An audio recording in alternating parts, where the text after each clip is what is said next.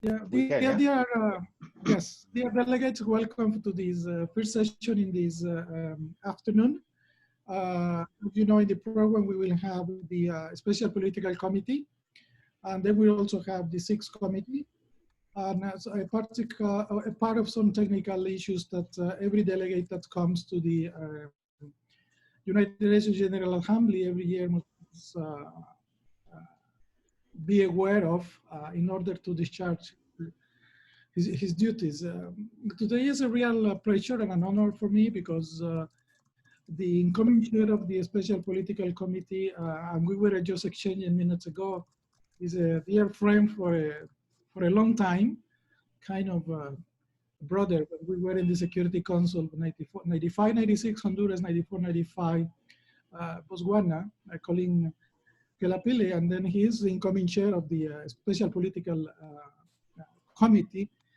We were remembering all times and other friends and the people and senior positions in those days that lead us to what we are today. So dear Colin, it's a real honor and a pleasure to see you back in New York, to welcome. Really very grateful for your time. I know you are going to team up with Mr. Sharma, which also is a person that I know for a very long time, and he was my right hand in a committee. It was the second committee. I chaired that committee, and I couldn't sometimes do almost nothing without turning my head to her and be reassured. And Colleen, I am sure you will have the same experience. She's a remarkable professional, international civil servant for the UN, but it's also, which I admire the most, a remarkable young woman professional. So you're in good hands, I can tell you that. Mr. Kelapili has been Chief of Staff and the Executive Secretary in Addis Ababa, has been in the United Nations Economic Commission for Africa, also has been Deputy Director in the Department of African and Middle East and the Ministry of Foreign Affairs, International Cooperation. He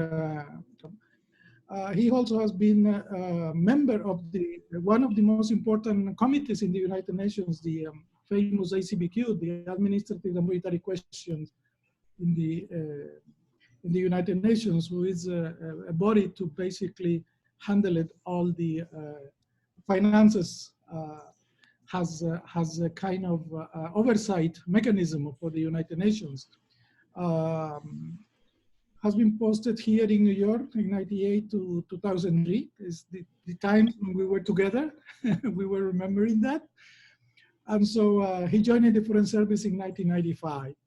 So dear ambassador, dear friend, honored to see you, honored to yield the floor to you for your debriefing to the delegates of the 75th session of the General Assembly.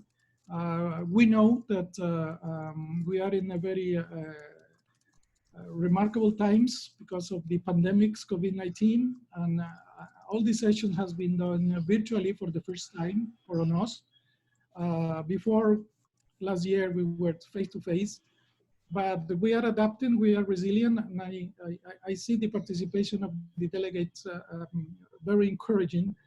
And so I will let them in your capable hands for telling us how is your vision and how do you see the work of the Special Political Committee or for committee during this session, and later on Sanjita will illustrate on the technical aspect and the program of work.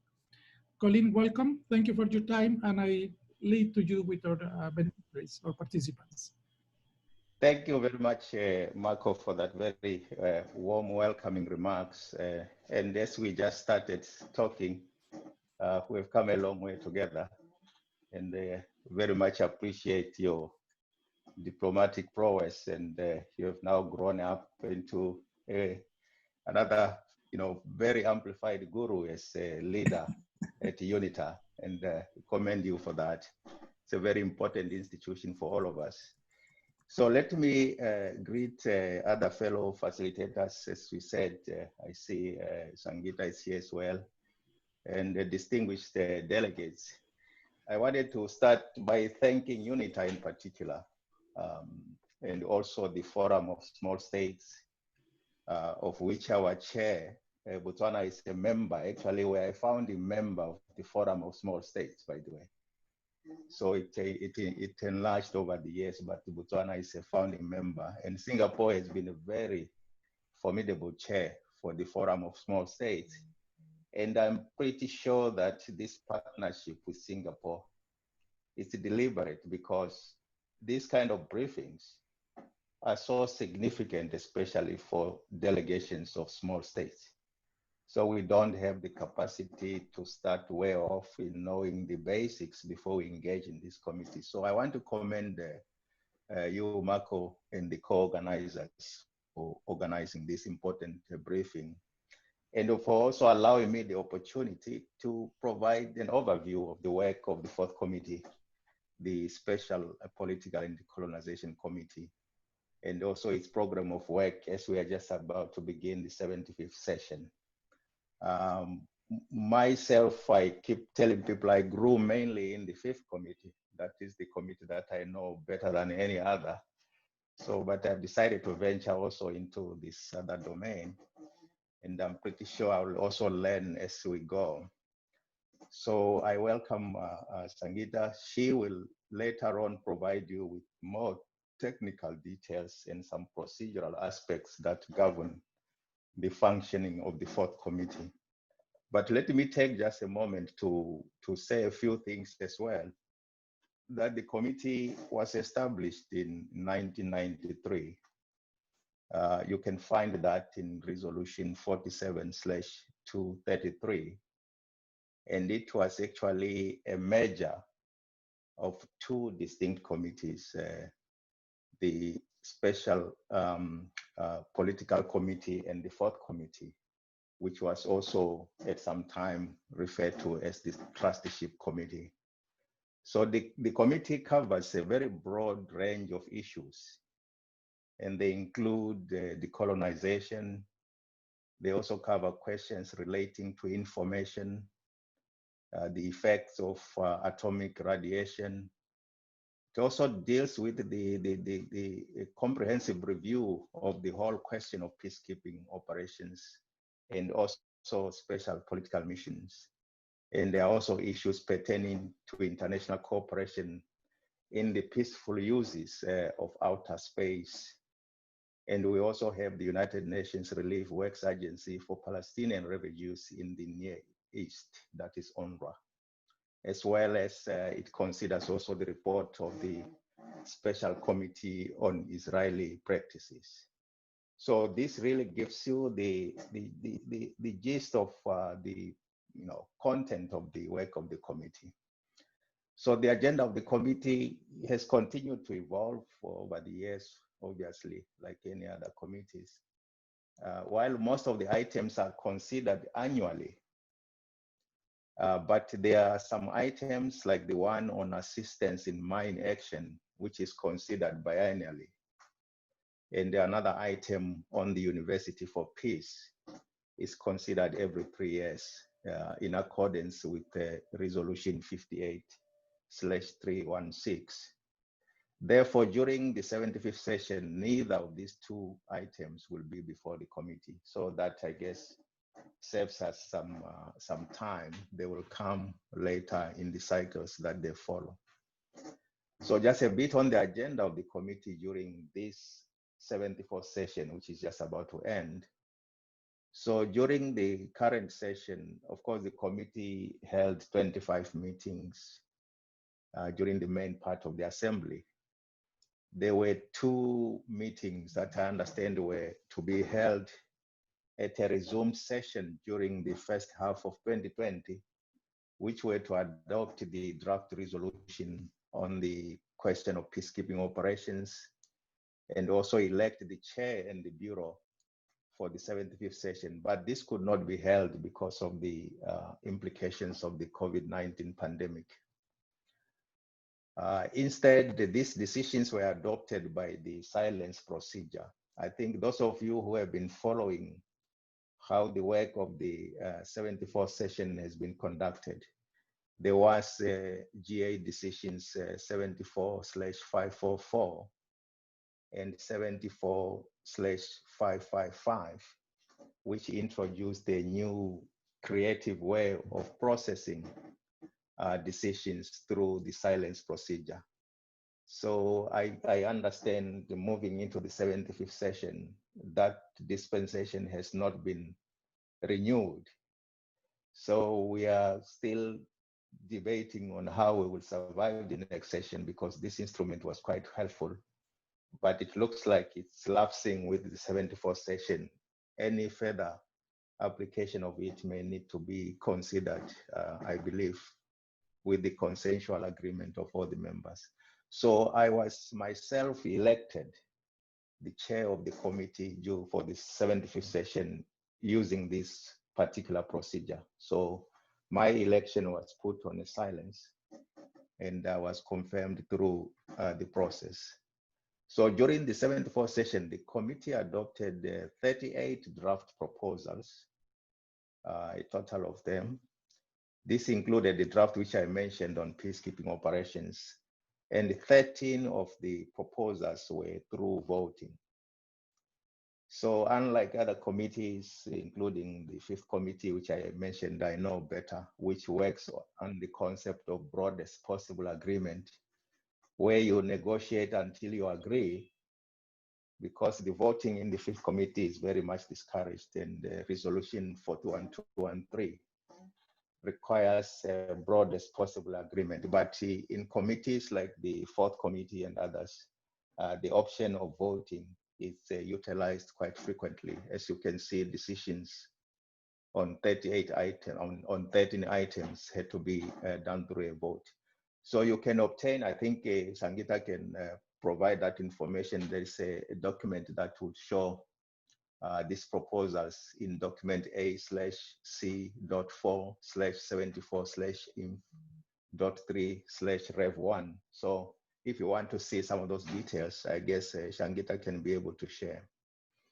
So let me mention also that the steady increase in the number of petitioners in recent years, this is a very important constituency that does advocacy for countries that are still under occupation, in some non-self-governing territories as well. So the question of Western Sahara in particular has witnessed a very big increase on the number of petitioners. And you can imagine this has really proved to be a challenge, both in terms of logistics of organizing the hearings for such petitioners, and also in time management, because the committees, as we know, they are main committees of the General Assembly, which gives much more weight to engagement by the member states through intergovernmental processes. But for committees like the fourth committee, there is also this very avenue to allow petitioners who have a stake on the questions that are before the committee to also be heard. But the numbers, as I said, have been increasing. I can tell you that during the 74th session, for example, the number of petitioners reached an all-time high. I think Sangita will tell you how they managed that. I wasn't following the fourth committee then. The total number was 178 requests which were received and were approved by the committee. But out of the 178, I understand only about 130 were heard, which I believe is an issue of real lack of time to hear everybody. Of this number, 129, as I mentioned, related to the question of Western Sahara alone. So that shows you the increased interest on this particular question. And out of these 129 on Western Sahara, 91 of those were heard. So again, it shows that the time constraint that faces the committee becomes amplified with the increase in the number of petitioners that request to be heard. A little bit on the program of work and the challenges that we are facing. I think you rightly pointed out at the beginning, Marco, that the situation around us really does impose a serious dilemma on how to conduct the programs of work of all the committees. And the fourth committee is also equally affected. The program of work of the fourth committee obviously was approved by the GA in decision 74/516 of 13 December 2019. And that was just before COVID-19 kicked in. And the planning was on the premise of a normal situation. So you can look at the document A/74/419 for reference. It contains the program. So according to that document, the work of the committee was to start on the 1st of October. And it was to end on the 13th of November. But recent exchanges indicate that this timeline may need to be reconsidered. We're actually meeting the other day with Shangita and her team and mine. I think there are high-level meetings which are scheduled for the 75th session. They run up to the 2nd of October. So looking at that, there would be a need to adjust this. Of course, it's a decision that will need to be made collectively in consultation with the Bureau and also with the members of the committee. Right now, consideration is being given to possibly start in the week of the 5th of October, and tentatively and subject to further examination of the options, the committee may end up starting its work on 8th of October and finish on the 10th of November. So traditionally, the program of work of the committee consists of 23 to 28 formal meetings. 23 to 28 formal meetings, which is normally spread over a period of 6 weeks. And of course, there's an additional week for organizational meeting. So as I mentioned, in view of the prevailing circumstances, which are occasioned by the COVID-19 pandemic, the current estimates are that the program of work of the fourth committee would have to be significantly reduced by approximately 40%, subject to availability of rooms and interpretation, because the reality is that with the social distancing and other COVID-19 restrictions that do not allow in-person or any close contact, the rooms that have been the main base for all these committees, the conference rooms 1, 2, 3, you name them, they cannot put the committee members or the members of the General Assembly in compliance if you convened in those. As a result, creative ideas are ongoing, and the competition for the space beyond the plenary, which is already in existence in its current form, and any other options, it's actually making it impossible for any committee to retain the program of work that they've maintained under normal circumstances. So approximately 40%, of the program will need to be pursued possibly by the fourth committee. So a significantly shrunk program of the committee may entail a drop from the 23 to 28 meetings to maybe 11, and the other day, if we are lucky, we might have 14. So we are talking of a reduction from the normal 23 to 28 meetings to possibly between 11 and 14 meetings, and subject to any other possibilities. So that is a lot of a reduction to accomplish the amount of work that is before the committee. So I can also mention again that among the list of other challenges is the usual, committee's interaction with the petitioners and the representatives of the non-self-governing territories. The present assessment indicates that this important interaction may not be possible due to COVID-19 travel restrictions. Normally, they would come to be physically present at those hearings, but unfortunately, they cannot travel this time around for sure. And the virtual interaction may also be logistically difficult due to a large number of petitioners. I've already mentioned that even under the current situation where they had to travel, the number has been increasing significantly. Now you can imagine through the virtual format, which allows anybody to connect from wherever you are, it will just be out of control. So we are examining how to deal with this, and our projection is that with the virtual format, the requests will really be so overwhelming, and to manage, and time management will be a challenge. Let me just do a conclusion of some of the options we are considering now for meetings. Maybe let me just start with one which is slightly off the mark, but it's also a challenge of some form. As I mentioned earlier, I am the only confirmed member of the Bureau so far, only the chair, through the silence procedure, as I mentioned. And the other regional groups have identified the Bureau members designate. We've got Malta, we've got Paraguay and Qatar and Romania. But all of these countries have submitted those candidates as vice chairs, which therefore means we do not have a rapporteur.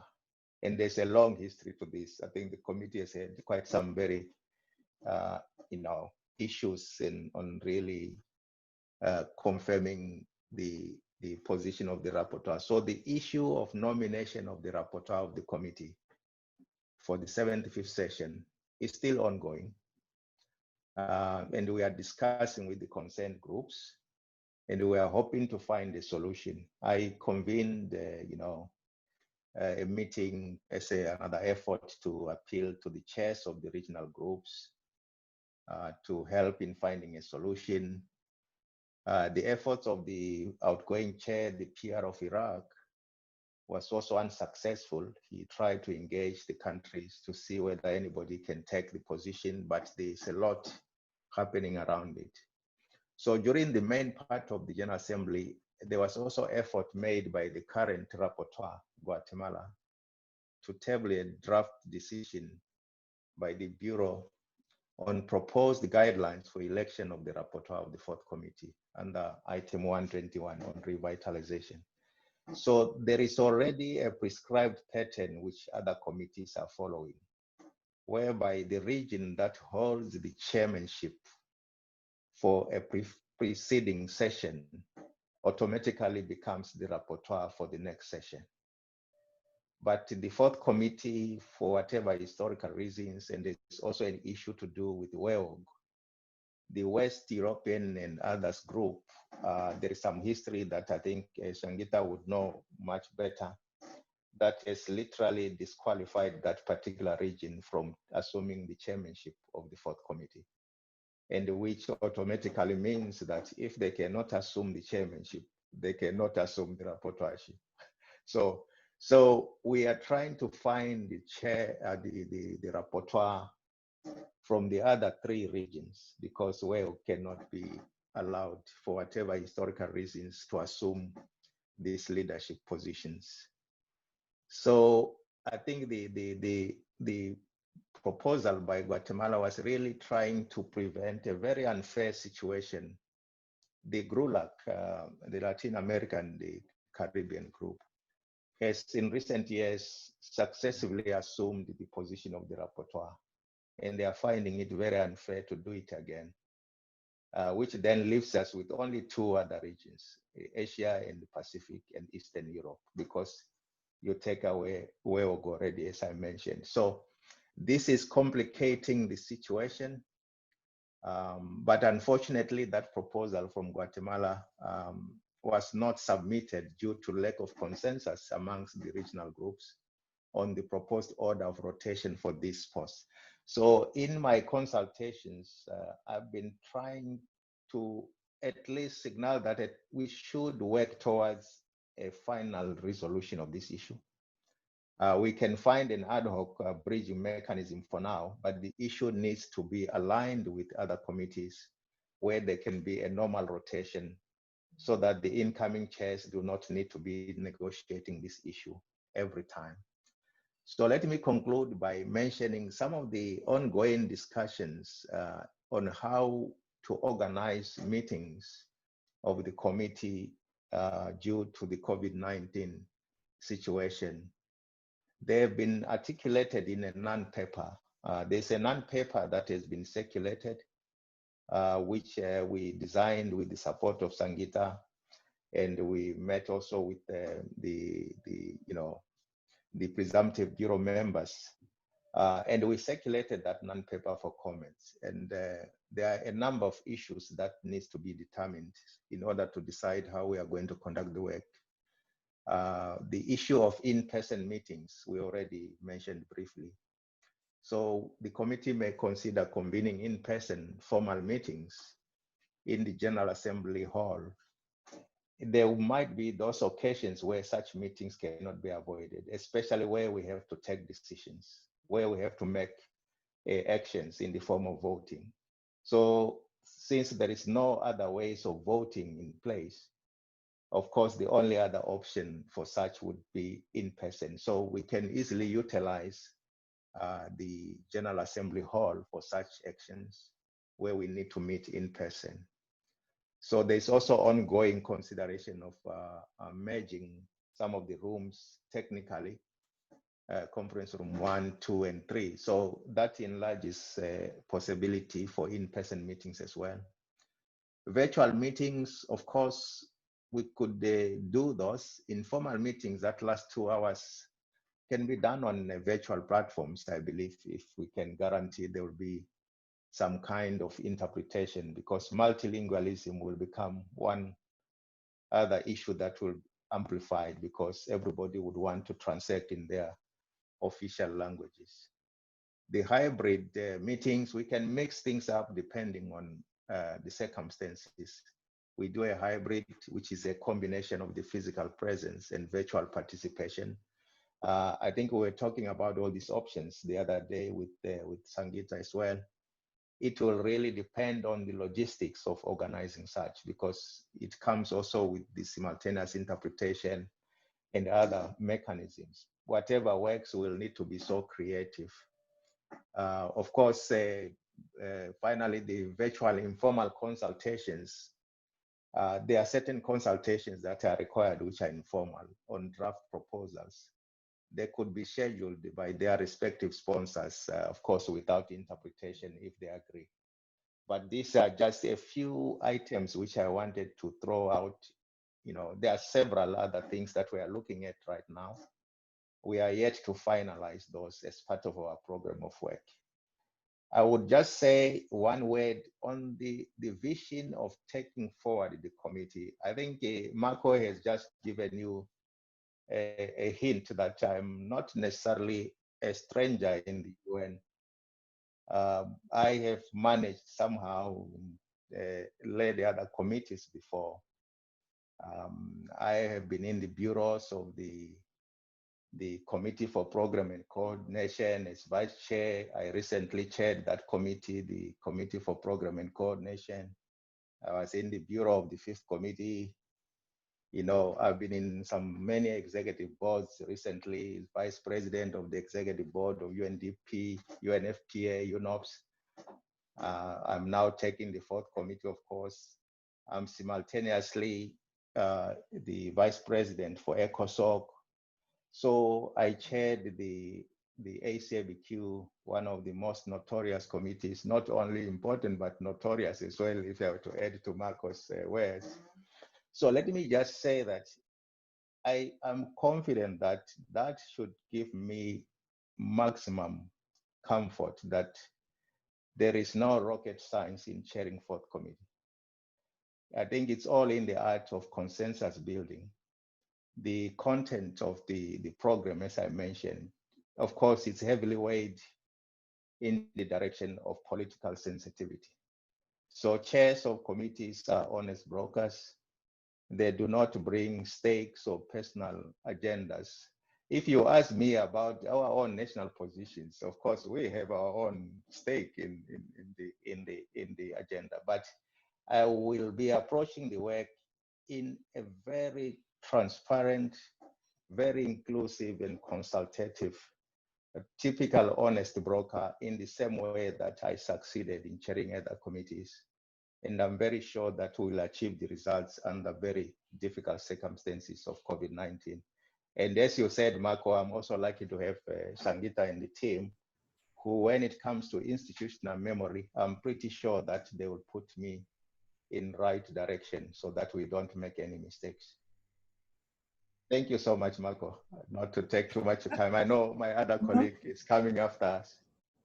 No. Thank you, Colleen, for this remarkable presentation, because you see, there is also this misinterpretation, if I say so, that chairs comes and then 3 months works and then they go and there is not much. A lot of things are already preset, and then you just describe it exactly, the perfect storm of problems that you can find from one day to another. You used a word before when we were talking about it. I said the word guru. May I say that you are a guru too, or you will be my guru from now on. I wish you well. I know you will succeed. I know you have all the experience and capacity. We struggled in the past as junior diplomats, and we know what it takes. You know the corners of the United Nations, you know the corridors. And so I don't have any doubt that the committee cannot be in better hands. Either way, in whatever way we can continue to support you or doing something, just come with us in a personal basis. And I really hope, because the PR of Nepal also is a very well-known friend, one day we're going to get together in a new normal, at least to have one more coffee in the delegate lunch. Okay. Thank you. Inshallah, as you say. Thank you. With that word, I already did a kind of a presentation from Sanjita, and taking advantage of the time, Sanjita, I yield to you for the part of your presentation. Thank you once again for being with us. Thank you so much, Ambassador Swazo. Thank you very much for your warm welcome. And again, it is a pleasure to join you once again for this annual exercise. I have a presentation which I see is being shown on the screen. Thank you very much to my UNITAR colleagues for that. The incoming chair, Ambassador Kilapele of Botswana, has already given a very good overview. So I will focus on essentially a bit of a historical perspective of the committee and perhaps some technical details relating to the upcoming session. Before addressing my presentation, I would like to inform the participants about the incoming bureau. The ambassador incoming chair has already been elected, as he has mentioned. He was elected by silence procedure 3 months in advance in accordance with the usual revitalization resolutions on the 11th of June. And as the ambassador has indicated, the rest of the bureau still needs to be elected. They will most likely be elected at the first organizational meeting of the committee in early October. But I wanted to give you their names in case, as new delegates, you would like to get in touch with the bureau member from your region. So representing the Western European and other states is Mr. Darren Camilleri of Malta. From the Asia Pacific states, we have Mr. Jassim Al Mauda of Qatar. From the Eastern European states, it's Mr. Paul Hussar of Romania. And from the Latin American and Caribbean states, it's Mr. Jose Rivarola of Paraguay. So if I could please have the first slide. The next slide. Thank you. So here is a brief snapshot of how the committee in its current form was established. It was established in 1993. Ambassador of Botswana has already indicated that the resolution establishing it was 47/233. And the committee was formed by the combination or merger of two very disparate committees. There was the Special Political Committee, and there was the Trusteeship Committee, or the Fourth Committee as it was referred to. And as a result of this very disparate agendas that were merged, the agenda of the Fourth Committee itself covers a very broad range of issues. And I will speak to that a little bit more further down. The reference to Rule 98 essentially indicates the listing of the 6 main committees that is contained in the Rules of Procedure of the General Assembly. Next slide, please. So as you are already aware, the proposed program for the 75th session was approved at the last session by the General Assembly and is contained in document A/74/419. As a result of the ongoing pandemic, however, the program of work will have to be condensed a great deal and will be revised. We intend to have it issued with explanations and annotations as a note by the chair. The document symbol you can see is A/C475L1. And we hope to have it issued once the Bureau has finalized the program of work in the coming weeks. Perhaps not next week, but the following week, we hope to have at least a draft circulated to delegations. Also, as you may be aware, there is a General Assembly resolution that essentially indicates that the first and fourth committees will alternate their meetings in the morning and afternoon each week. This is essentially an arrangement that was to facilitate the participation of the smaller delegations that often cover these two committees. However, we have noticed in recent sessions that due to the increasing workload of both committees, there has been an inevitable overlap of some of the meetings. However, we hope, at least for this upcoming session, that this will not be the case. Next slide, please.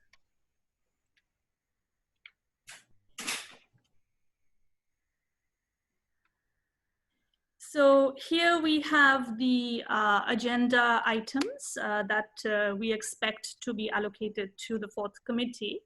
The agenda items follow a very predictable pattern, and they are currently contained in the provisional agenda of the 75th regular session of the General Assembly. That document has been issued as document A/75/150, and it will be considered and adopted by the General Assembly when it starts its session, its 75th session next week. So the numbering that you see of these agenda items on the screen in front of you is what has been allocated currently to this to these agenda items in this document A/75/150. So we have items 49, and if you could please show the next slide.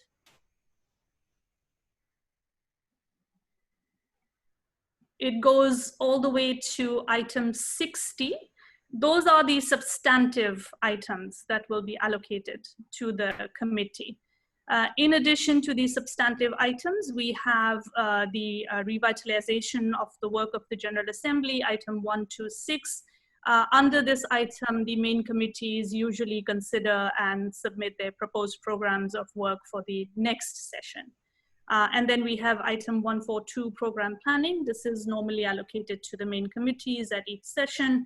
As of now, we do not anticipate any outcome or consideration by the committee under this particular agenda item.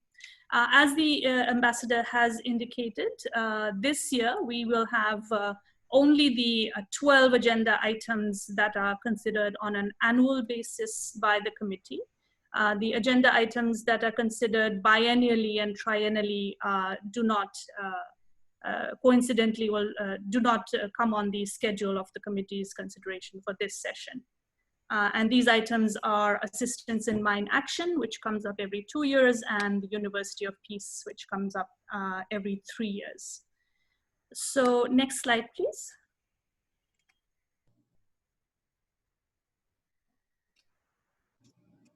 Thank you. Let me address the issue of documentation.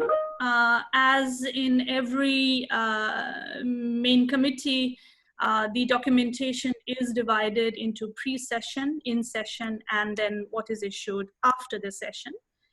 In the pre-session listing of documents, the important ones, of course, are the program of work, document L1, which I have referred to earlier.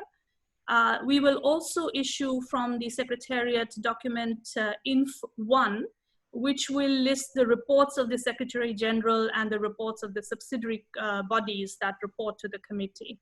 And this would provide you with a good overview of the kinds of reporting that is coming under each of the agenda items to the committee.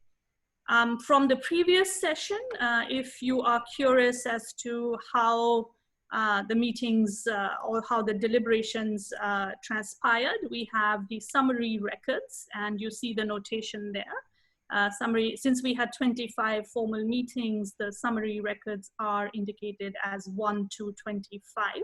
All of these are issued and available on ODS, should you wish to check them. In the in-session documentation, of course, the committee has a number of what we called L documents.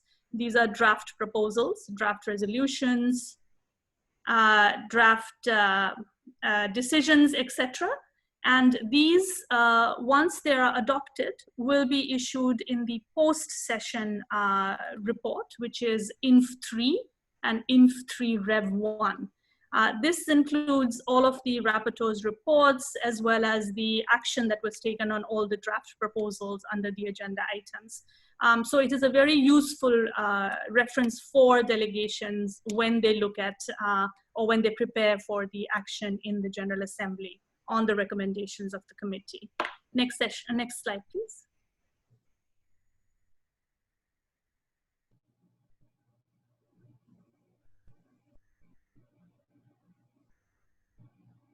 Thank you. Here, I won't go into all the details, but this is a quick picture of the subsidiary bodies that submit reports to the committee. You will see that there are 7 of them. Of these, 5 submit recommendations from their respective sessions to the 4th committee for its consideration and approval. The reports that come from the UNRWA and the Special Committee to Investigate Israeli Practices do not contain recommendations. Draft proposals under these agenda items are submitted by member states separately. Next slide, please.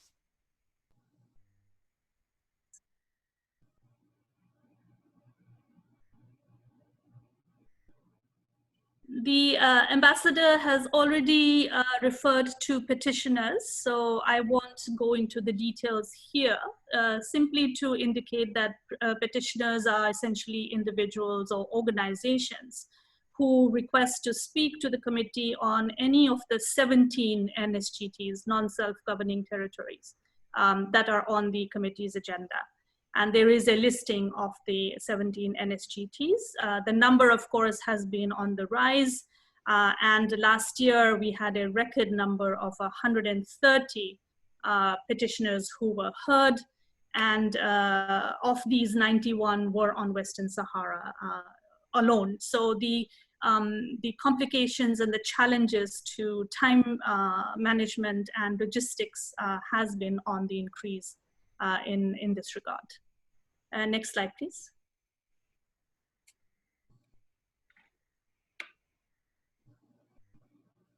So the committee has a very set pattern of how it considers its various agenda items. The pattern essentially is the consideration starts with the introduction of reports or statements by the officers of subsidiary bodies. There is an interactive dialogue with senior secretariat officials. This is followed by a general debate, and immediately after that, there is the action on the draft proposals that are submitted under that particular agenda item.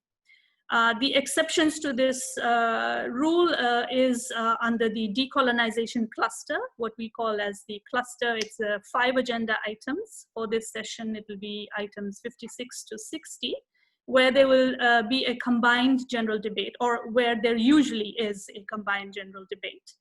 And then that's followed by a joint action on all of the draft proposals under that cluster. For the UNRWA and Israeli practices, there is a separate general debate on each item, but then action is combined on all of the draft proposals under these 2 items. And finally, for the peacekeeping item, the main part of the session usually just engages in the general debate and has an interactive dialogue with senior secretariat officials. Action under this item is taken up when the committee resumes its session in the subsequent year.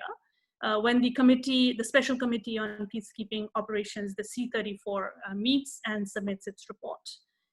So for 2021, the C34 is scheduled to meet from the late February to early March. So the committee will essentially meet after that, consider its report. Next slide, please.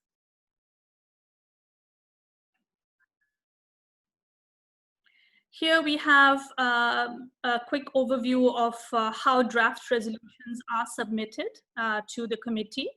As I have mentioned, there are 5 subsidiary bodies that submit recommendations through their reports to the committee. And then the other recommendations are submitted by delegations, and this is done through the e-delegate portal. The particular function or platform through e-delegate there is the e-sponsorship platform, and I will speak to that briefly in a little while. I just wanted to highlight the process should you be one of the delegations who wish to submit a draft resolution or a draft decision. The process essentially is that you would download the previously issued document, which is available on ODS in Word format, and you would mark the changes on that text in track changes, and then submit that to us, to the Secretary's office for processing. And there is a deadline that is approved by the committee for the submission of such draft proposals. So you are kindly requested to ensure that you submit your draft proposals before this deadline. If there is a delay in such submission, then the extension is approved through a formal decision-making process of the committee.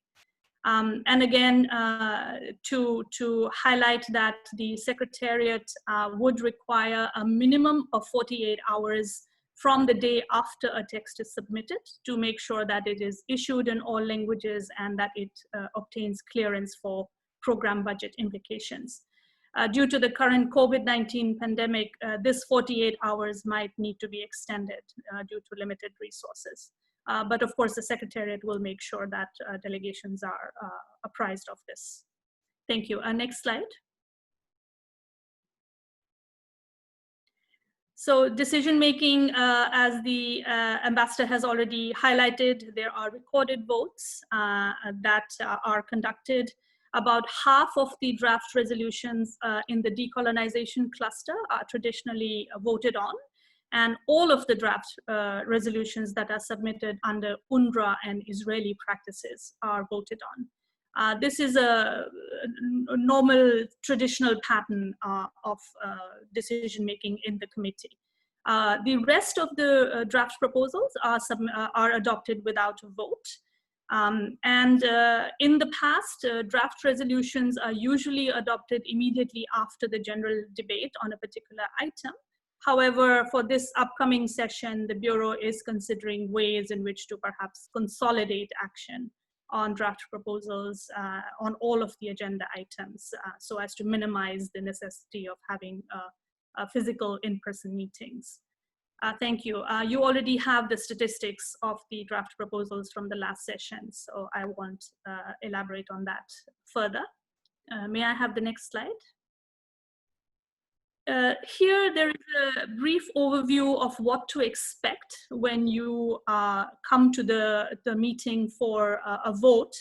The Secretariat will inform delegations in advance of the timing and also the sequence in which the draft proposals will be voted on or acted on. The delegations are usually advised to come to the conference room in good time and to make sure that they are familiar with the console in front of them and which button to press, etc. When it is time to vote. Once the voting starts and you have pressed the button on your console, the secretary, that's myself, will remind you to please check the screen that is displaying the voting to make sure that your vote is accurately reflected. And it is very important in this regard to inform my team immediately, or the chair immediately, before the voting is closed if you see a mistake that is on the board. And I'm highlighting this because once the voting is completed, then you will not be able to change your vote in the official records. And that brings it to the next point. If you notice there is a mistake after the vote, then you can fill out an e-voting intention, which is available on eDelegate. And although the voting record will not change, but the official report of the committee to the plenary will have a footnote which will indicate that you had intended to vote in such a way. So there will be some indication of your vote. The actual voting procedure is the same as in most of the other main committees. The chair reminds delegations of the procedures that will be followed once the voting is started. Before action, delegations can make general statements. Under the provisions of Rule 128 of the Rules of Procedure, co-sponsors of a draft proposal cannot make explanations of vote. So they would have this opportunity to make general statements before the vote if they so choose to do so. And then the same process applies after action on draft resolutions, whereby non-co-sponsors are able to make explanations of vote. And then, of course, any delegation that wishes to speak can make a general statement. Next slide, please. Here we have the electronic tools, and I'm sure that as new delegates, you are already familiarizing yourself with these. Just to highlight that if you don't have access to eDelegate, if you don't have access to the fourth committee yet, please request it, and access will be provided through the accreditation focal point in your permanent mission. So if, and usually our understanding is that it is the person who is responsible for the grounds passes in your mission. So please route that request through them. And if you still have a problem, then please contact my office and we'll try to see if we can help resolve that issue. And it is very important because then through these platforms that are listed here, e-speakers, you can inscribe to the list of speakers. E-sponsorship allows you to submit draft proposals, to sponsor them. E-list of participants allows you to indicate your composition of delegations. And the fourth committee place is used to post documents, etc. And we also have announcements that are circulated by the Secretariat through this portal. These announcements are very important during the session because we will indicate messages from the chair, from the Secretariat regarding upcoming negotiations, upcoming changes to the program, any action that is expected, etc. So it is a very useful tool for you to be able to keep up to date on the latest developments in the program once the session is on. Thank you. Next slide. Finally, just to give you a sense of the resources that are available to you, there is the public web page of the committee. Previous sessions have been webcasted, are archived, and they are available at the link that you see on front of you, as well as the press releases. So this is a very good set of resources that would allow you to familiarize yourself with the committee's work. And finally, at the bottom, you have the coordinates, my coordinates. There is the email address, the office phone number. And of course, if you wish to call me, please do leave a message. I am still working from home, but I do check my messages. And of course, please feel free to give me, to send me an email at any time at that address that you see in front of you, if you wish to have further clarifications or details from my side. Thank you very much. Sanjita, thank you. Thank you very much for such a clear presentation. Ambassador, dear friend Colleen, thank you very much for being with us this afternoon. We already took a few minutes for the permanent representative of Chile. I'll apologize for that, but the scope of this meeting is to give to the delegates the most accurate information. And now that we are in this complete new setup with this new situation of COVID-19 and the adaptability that we have to have, I feel it's important to accommodate those times. So Ambassador Lenko, thank you very much for your patience. There is only one quick question. If you can address that, Sanjita, is there is already any preliminary work program for the committee or not? Not yet, Ambassador. The Bureau is still considering it, and we hope to have a draft ready perhaps towards the end of next week and the following week. Perfect. That clarified. That was the only question that I have. Dear colleague, I'll hope to see you soon. Take good care, and thank you very much for being with us, Sanjita, also. Thank you very much, and all the best, Milenko. Thank you. Problem. Thank you. Okay. Yes. See you. Dear Ambassador Milenko, thanks very much for being with us. Apologies for a little bit delay in starting your session. Also to Mr. Andrew Pronto, who has been always shouldering UNITAR all the time when we require his support on training and capacity building. Before we started, Ambassador, I was seeing your bio, and I was impressed with all the long-standing career that you have, and I will say a few words about it, and then I'm going to yield to you, because I feel also it's diplomat and for the beneficiaries or diplomats that come to attend every General Assembly to know who is going to be chairing the main committees, who are the persons that are directing these important bodies' decision-making processes in the UN. The Ambassador Milenko Esteban Skonic is from Chile. He has a very beautiful flag on the back, on the background. He's going to be the chair of the Sixth Committee. As you know, Sixth Committee is Legal Affairs. Is one of the most important committees of the United Nations. He was a political director of his country at the Ministry of Foreign Affairs. He was also Consul General in La Paz in Bolivia. He also was representative in the dialogue of peace between the Colombian government and the Revolutionary Armed Forces FARC in Havana, Cuba. He also was the chief of cabinet of the Ministry of Foreign Affairs.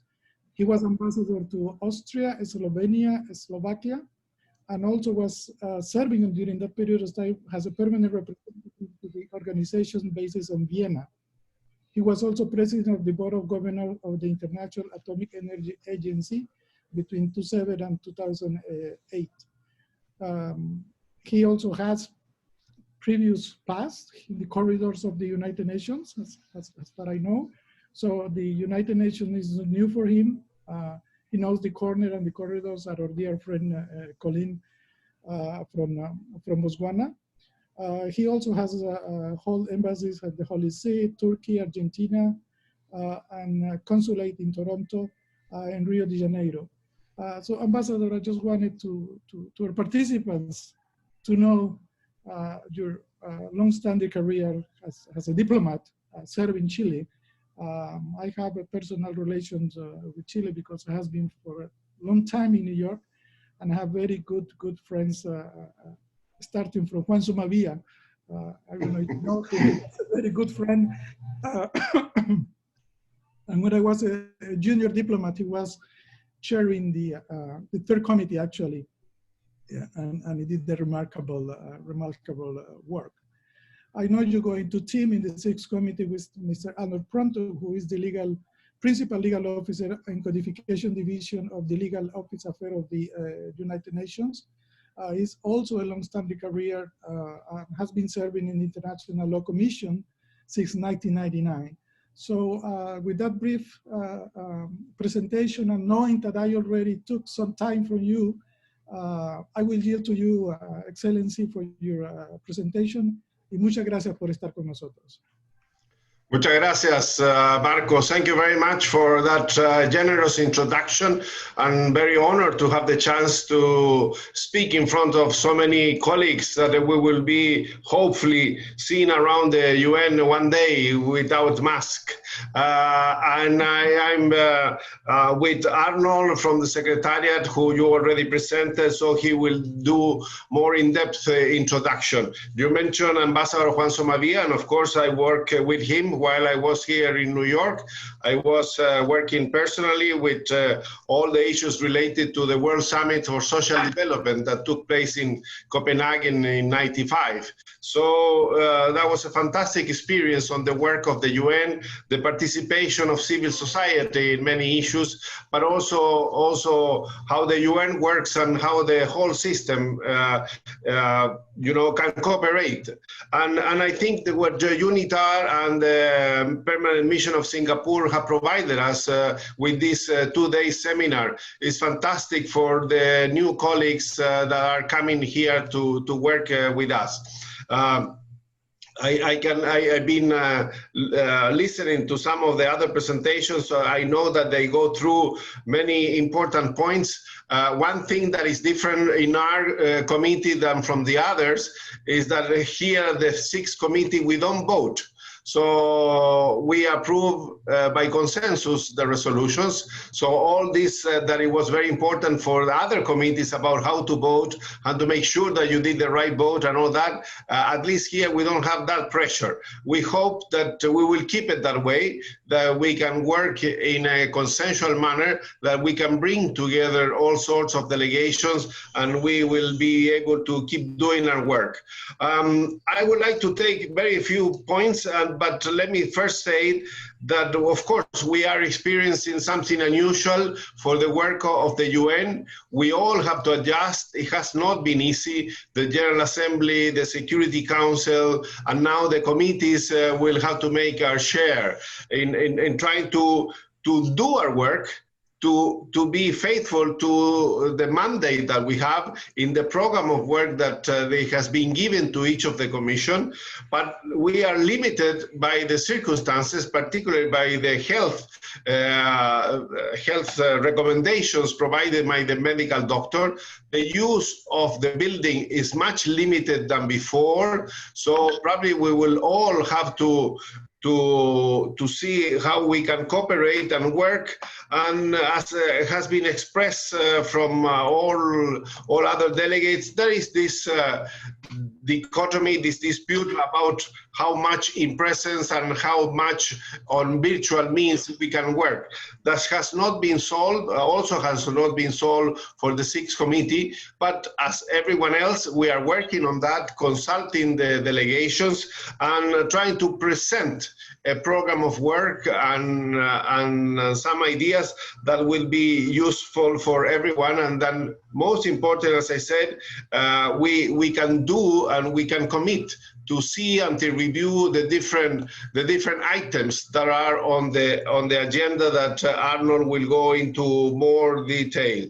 So we would like to build consensus on specific measures to contribute and address the negative effects of the pandemics, and at the same time to continue focus on our standing issues with no further delays. We don't want to waste time. We don't want to postpone things because of some issues. We will have to work as much as possible with the aim of fulfilling our mandate.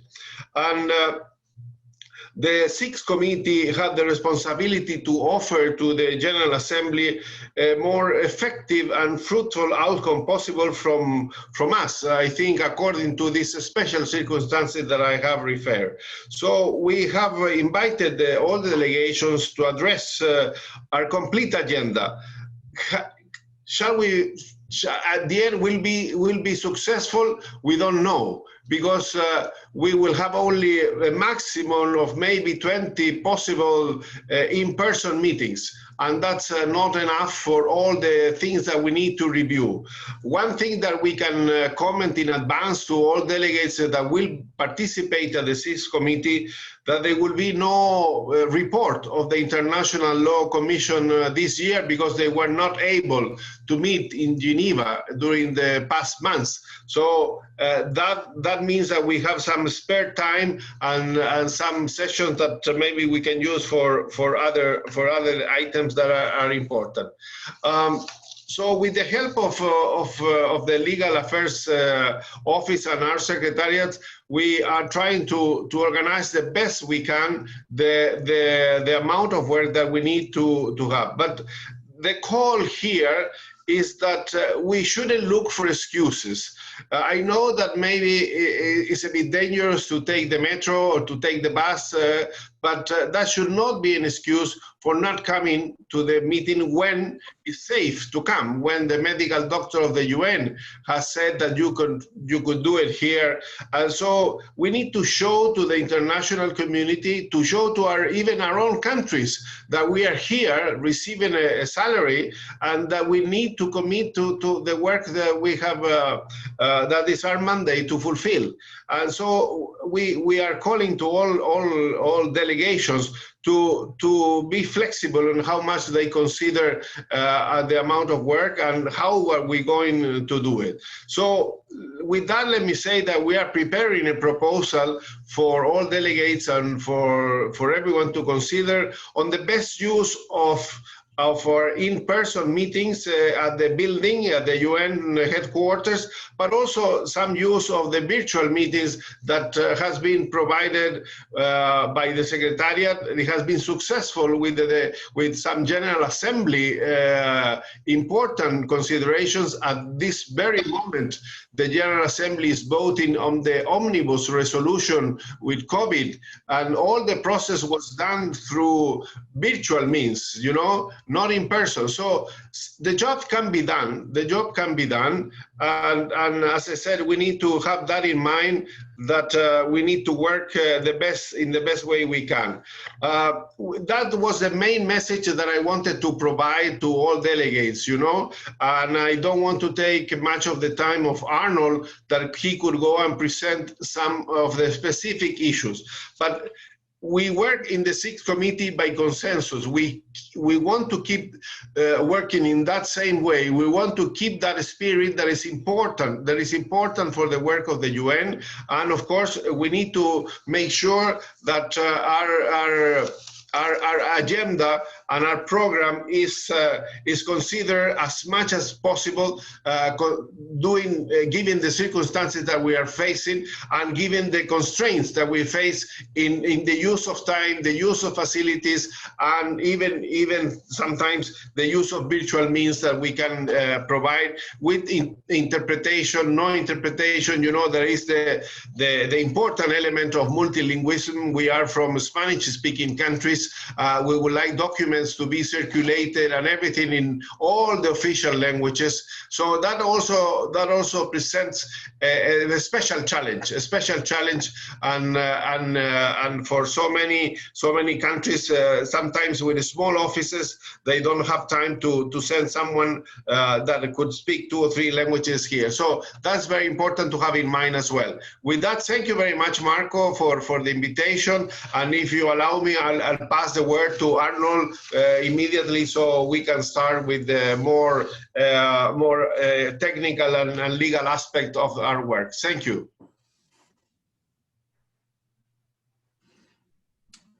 I think, Marco, you might be muted. Thank you very much, Ambassador. Yes, I'll come back to you, but Arnold, yes, please.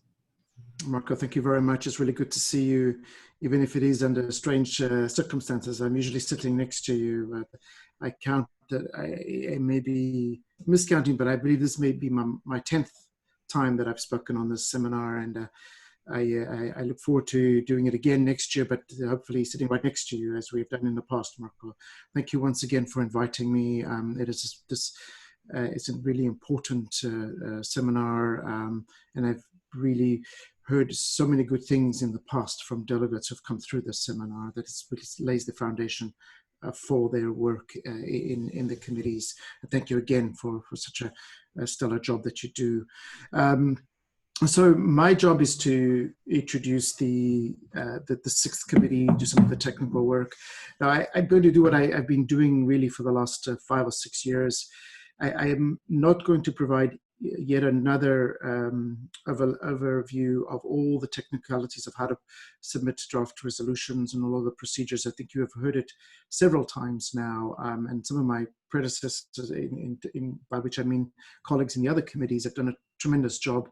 A lot of their PowerPoint presentations lay out in extensive detail what you need to do to get a draft resolution prepared, submitted, how the committees function, how to vote, and so on. Many of those procedures are precisely the same in the sixth committee. And the thing about being the last committee is that we speak last, and which means everybody else has already said everything that needs to be said. So take it that most of the things that you've already heard from the other committees, the same happens in the sixth committee. So what I'm going to do is just structure my presentation in 2 parts. Talk a little bit about some of the technical aspects of the sixth committee, some that perhaps a little bit unique, and just things that you should know, leave with, and then spend the rest of the presentation really talking about the agenda items. And I'm going to do something which I haven't done before, is to share my screen on that second part and go through them on our website. I'm going to try doing that. So, as already said, I am a principal legal officer in the Codification Division, which is the secretariat of the sixth committee. We are a rare breed, I suppose, or a different type of secretariat, in the sense that we are both the technical secretariat. We are the ones that are going to help run the meetings, help you submit draft resolutions, make sure the procedure is followed correctly. But we're also a substantive secretariat. We are international lawyers by training ourselves. We write in fact, most of the reports of the Secretary General that are the food for consideration in the sixth committee.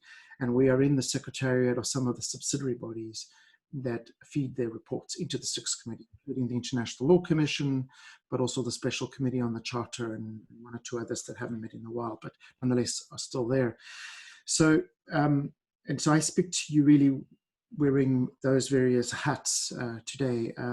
We already mentioned the function of the sixth committee. It is one of the main committees of the General Assembly. It was established right at the beginning, and it has been covering, it covers the legal matters, really, of the General Assembly, keeping in mind that legal issues are also discussed in other committees, disarmament, human rights, and so on.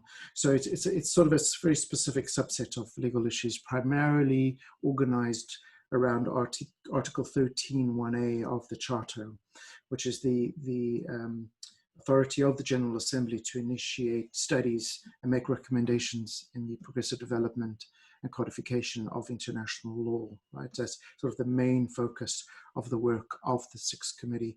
And it has the International Law Commission that helps it carry out that mandate under the Charter. So it's just some specifics.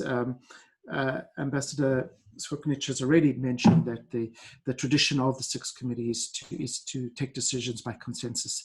It's a practical matter that means without taking a vote. And to be honest, I don't remember when last we had a vote in the sixth committee. It has happened, but it's incredibly rare. And so we really do strive for agreement across the board. And it's very important for the legal work that there really be, that it reflect the views of all delegations of the entire membership, to provide that legal certainty that is really required, that if there are different opinions, different views, in fact opposition, that may actually undermine legal certainty and stability in international relations. So that's really the reason for this. And there's a tradition that came up, has emerged really in the last, I would say, 30 to 40 years in the sixth committee of adopting without taking a vote.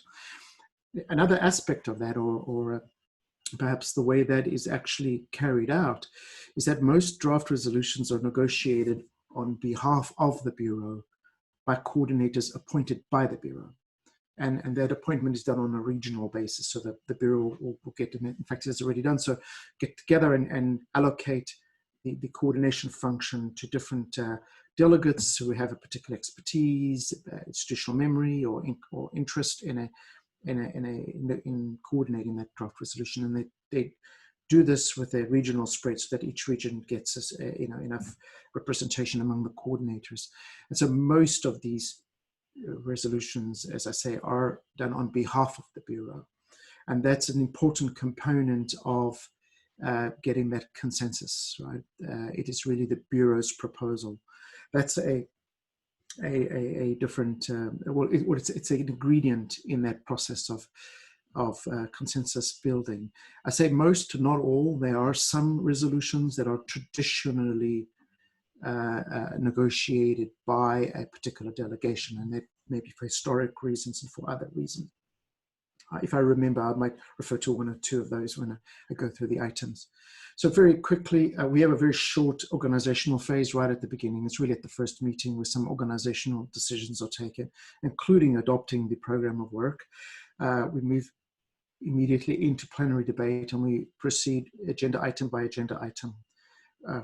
Coordinators are on the sidelines already preparing draft resolutions, and they will start negotiating those draft resolutions in informal consultations. And the understanding in the 6 committees that there should be at least one informal consultation for each agenda item, ideally, if possible. This year might be a bit more difficult, but nonetheless, that's the goal, to have at least one informal consultation. Some items are, of course, more difficult.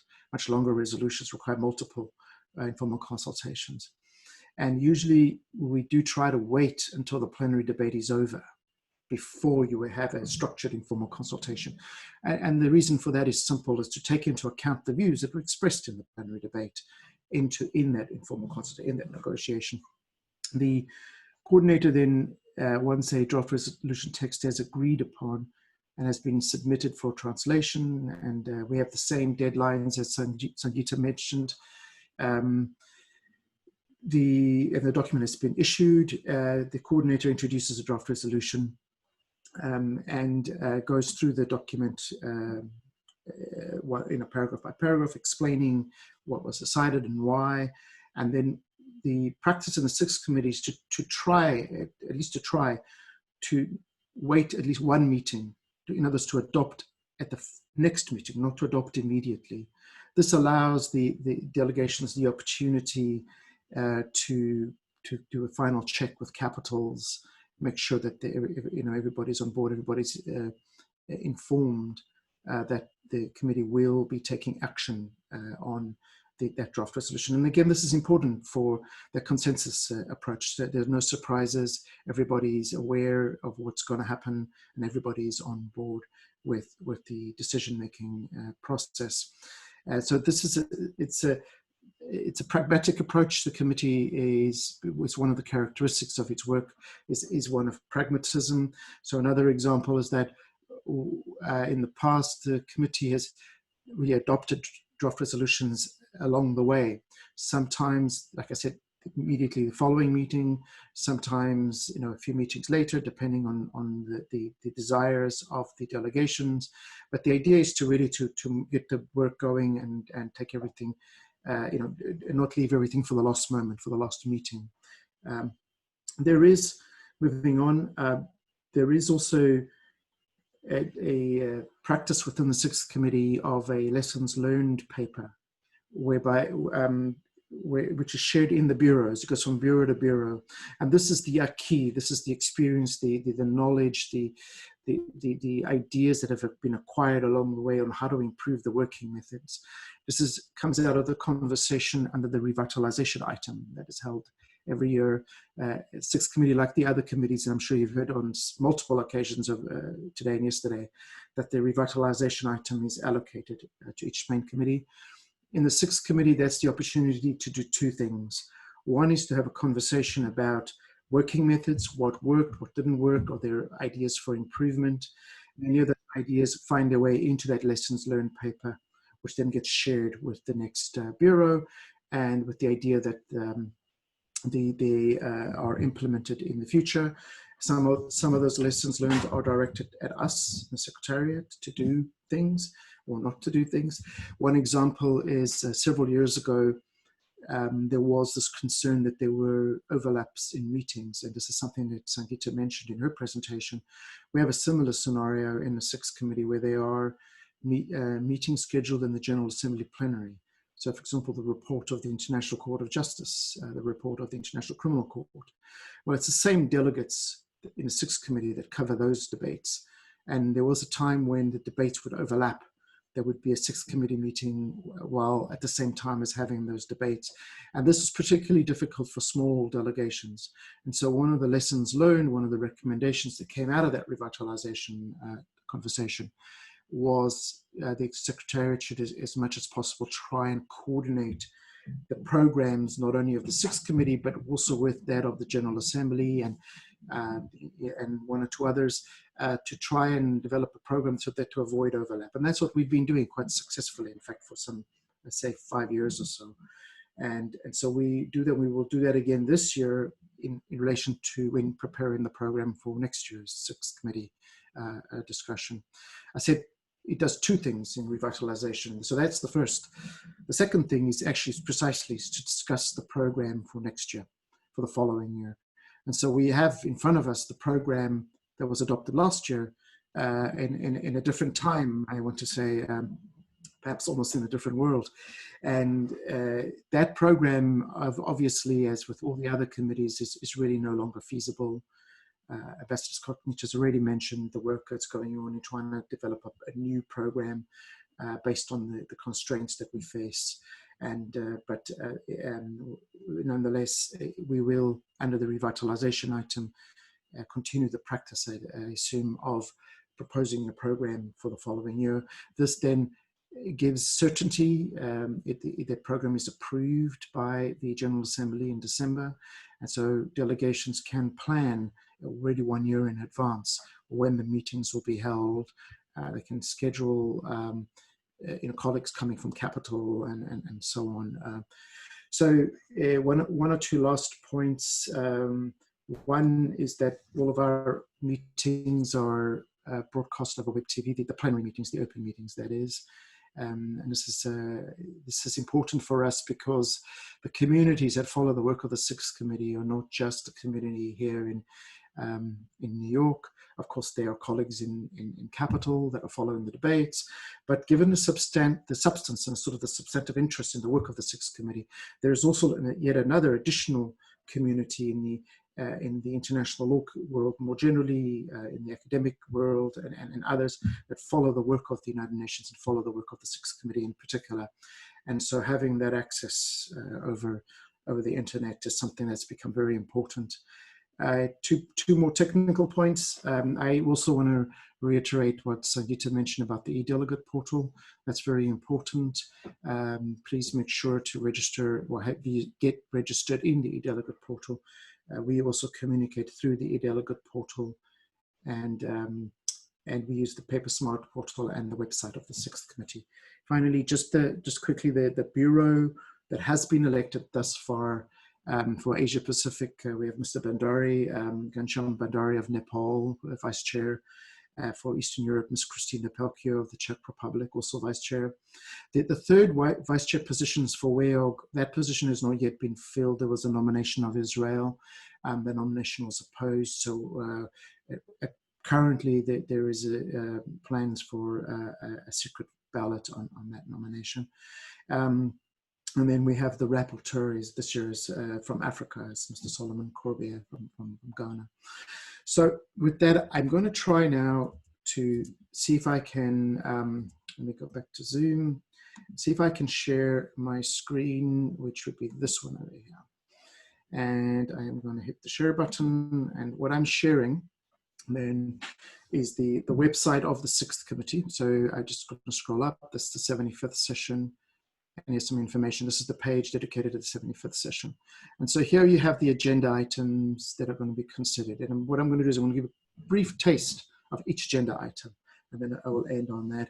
And those numbers, as already indicated by colleagues in previous committees, those numbers will all change once the final program of the General Assembly is adopted. As new agenda items are added, the numbers get shifted back and forth. So the criminal accountability of UN officials and experts on mission is an annual topic. This arose out of the famous Zaid report from the early 2000s about criminal activity, in fact, that took place in some peacekeeping missions, and it has expanded broadly and it's into a soul-searching exercise within the United Nations. And there is a legal dimension to this on how to deal with activity within the body of the staff and others working for the United Nations. And there's a very long resolution adopted every year with a series of actions that the Secretary General is asked to do, and also provisions that are directed to member states, troop contributing states, and so on. And this year is scheduled to have a working group. There is, at least theoretically, I use that word very carefully, a treaty proposal on the table. It's perhaps best described as being in the drawer right now because there's not a lot of support for it. But that is one of the elements of that discussion, is the possibility of actually adopting a multilateral treaty on this matter to try and close certain legal loopholes that exist, that have been discovered. The next, moving quickly, is the report of the UNCITRAL, the UN Commission on International Trade Law. So this is a sister body to the International Law Commission. The colleagues that work on that, do that work, are based in Vienna. UNCITRAL meets in New York and meets in Vienna.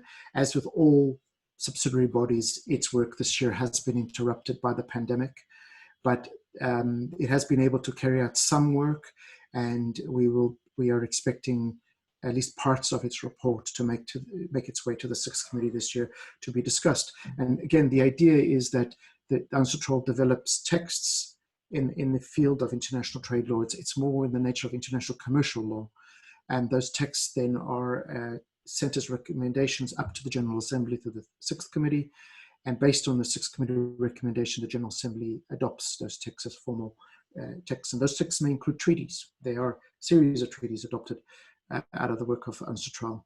The next item is the UN Programme of Assistance in Teaching, Study, Dissemination, and Wider Appreciation of International Law. It's a sister program, in fact, to the UNITAR, and it's a program where we, the Codification Division, we're the main organizers of this program. We hold a series of regional courses, training courses in international law, Latin America, and Asia, Pacific, and in Africa. And we have a fellowship program at The Hague as well. So it's 4 courses on international law, and these are 5-week courses annually spread out through the year. And we also have a audiovisual library of international law. It's a website where we invite prominent practitioners, academics in international law to sit down in front of the camera and present a video on their area of expertise. We record it and we put it on the internet for free, accessible to anyone in the world. And over the years, we've developed a cache of some, I think it's over 300 such videos in all kinds of different areas of international law. It's meant as a training exercise. We have 1 or 2 other components out of that work. Report of the International Law Commission, as Ambassador Tkopnic mentioned, this year the Commission was unable to meet. In fact, its session was formally postponed to next year a few weeks ago. So there is no report, no substantive report. Usually I'd be giving you a longer breakdown of all the items being discussed, but those have been postponed, really, the work to next year. We were expecting to finish work this year on protection of the atmosphere, on provisional application of treaties, and 1 or 2 others. But like I said, that has been postponed. There will be a short plenary component, because there is a requirement in the decision that postponed the session to next year. There is a requirement that the Commission do some intersessional work, and that there be a report given, and it will be an oral report on precisely what did the Commission do. So we do expect a brief, few minutes spent on that agenda item. Crimes against humanity is one of a few items that are an outgrowth of the work of the International Law Commission. Last year, the International Law Commission finalized a draft convention really on prevention of crimes against humanity, and it is in a sense a sister convention to the Genocide Convention, if you want to put it in those terms. And there is a discussion now in the Sixth Committee. It started last year, but they ran out of time and decided to defer it to this year, to whether or not to accept the recommendation of the Commission to adopt the text is an international convention, or to go or to call for a diplomatic conference to negotiate a international convention on crimes against humanity. Moving on, expulsion of aliens is yet another topic. A text, a proposal for treaty, in fact, also from the International Law Commission from 2014, I believe it was, setting out the rights of aliens in the context of there being expulsion, things like prohibition of collective expulsion, for example, of aliens and so on. There's a series of provisions, and this would be a treaty. This idea has been discussed, continues to be discussed, and there are different views in the Sixth Committee whether or not to proceed to treaty on this particular topic. And that topic, that item has been on a 3-year trajectory. So it was last considered 3 years ago, and it has come again this year. Then we move to 2 topics that are on 2-year trajectories. The first one is the status of the protocols additional to the Geneva Conventions in 1949. And relating to protection of victims of armed conflicts. So this is the context in which international humanitarian law is discussed in the Sixth Committee every 2 years, and in particular the application of the protocols to the Geneva Conventions. It's also a moment for reflection on the status of those protocols, and also a means by which the General Assembly of the United Nations as a whole encourages greater participation in the protocols, and it leads also to a negotiation of a very long resolution. It's also the opportunity for states to provide information not only on their understanding of the application of the protocols in practice, but also information on things like training, training manuals and so on, and how information and knowledge about the Geneva Conventions and the protocols is disseminated within their countries. The next item, the consideration of effective measures to enhance the protection, security, and safety of diplomatic and consular missions and representatives, really is the context for conversation on diplomatic law. And in particular, and consular law too, but in particular, really sort of as an outgrowth of the 1961 and 1963 conventions, Vienna Conventions on diplomatic and consular relations. And in particular here, this is a mechanism established in the resolution for some of the General Assembly that has been repeated now for some decades, where complaints or reports of actions committed against diplomatic missions and diplomats are reported to the Secretary General. And there is a mechanism by which the Secretary General brings those reports to the attention of the host country requesting information about what the host country has done to address those actions, and also sharing that information with other member states of the United Nations on the understanding or on the assumption that all member states have an interest in the upholding of the provisions of the diplomatic and consular relations conventions. So this mechanism then, and then all this information is produced in a Secretary General's report, and that report then is the basis of the discussion in the sixth committee that we will have again this year. The next topic is the report of the Special Committee on the Charter. This is, it's got a much longer name, as you can see, another subsidiary body of the United Nations, of the General Assembly. And this body was set up several decades ago to have a legal conversation about the Charter, about potentially updating the Charter, about the legal interpretation of the Charter. Its work is divided into two main areas, and then there's a third sort of adjunct. Provisions related to maintenance of international peace and security in the Charter, and specifically of recent years, the focus has been on sanctions and the legal dimensions, legal aspects of sanctions, the impact of sanctions on third states and so on. And then a few other, and the considerations of proposals for amendment of the Charter that are then made in the context of the Charter Committee under the maintenance item of maintenance of international peace and security item. The other main area is the peaceful settlement of international disputes. And so, for example, there has been now for the last few years an annual thematic debate taking place in that committee on the various forms of peace, settlement of disputes, in Article 33 of the Charter. So we've gone through negotiation, mediation, conciliation. We're working our way through the list, and judicial settlement and so on. So that report and the new recommendations that the Charter Committee has comes then to the General Assembly and is discussed under this agenda item. The Sixth Committee will then renew the mandate of the committee for next year and provide the dates and so on that the committee will meet next year. The next item, rule of law, national and international levels, very prominent item in recent years. It's the opportunity to have an exchange of views about rule of law and rule of law activities undertaken by the United Nations, but also rule of law activities undertaken at the national level by states.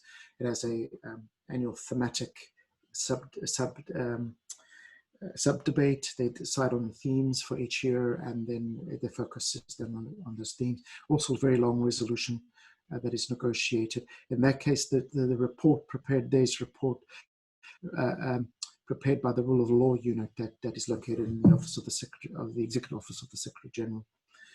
Then we have the scope and application of the principle of universal jurisdiction.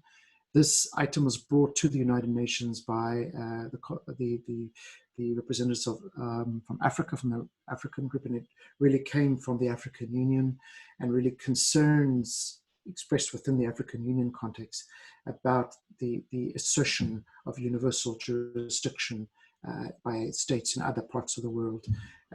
And so the sense was that while there may be a view in Africa about that, they want to try and influence the global view.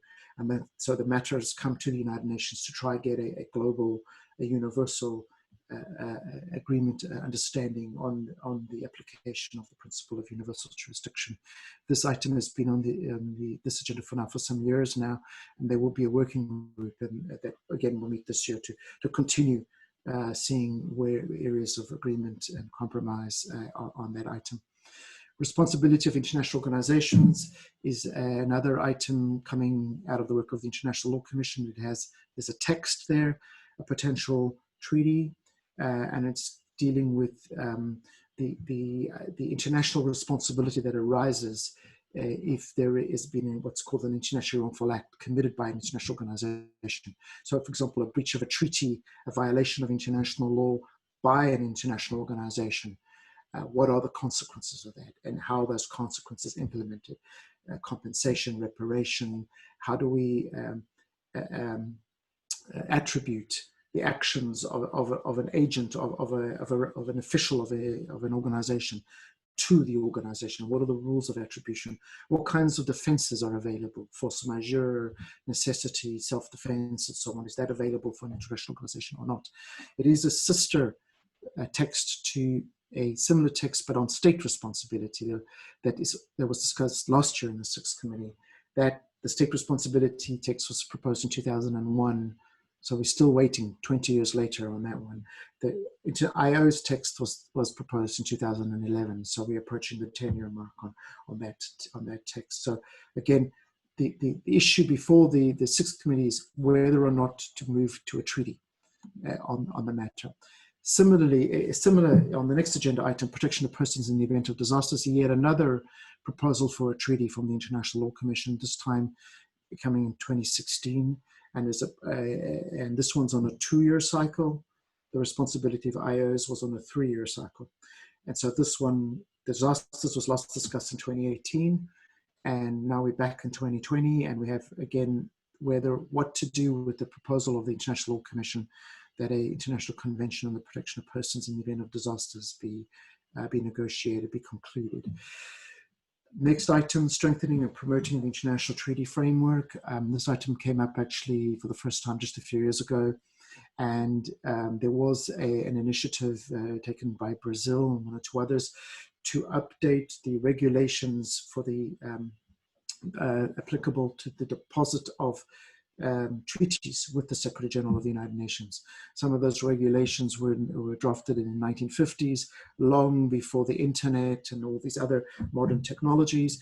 And so there was an attempt to update, to modernize those regulations.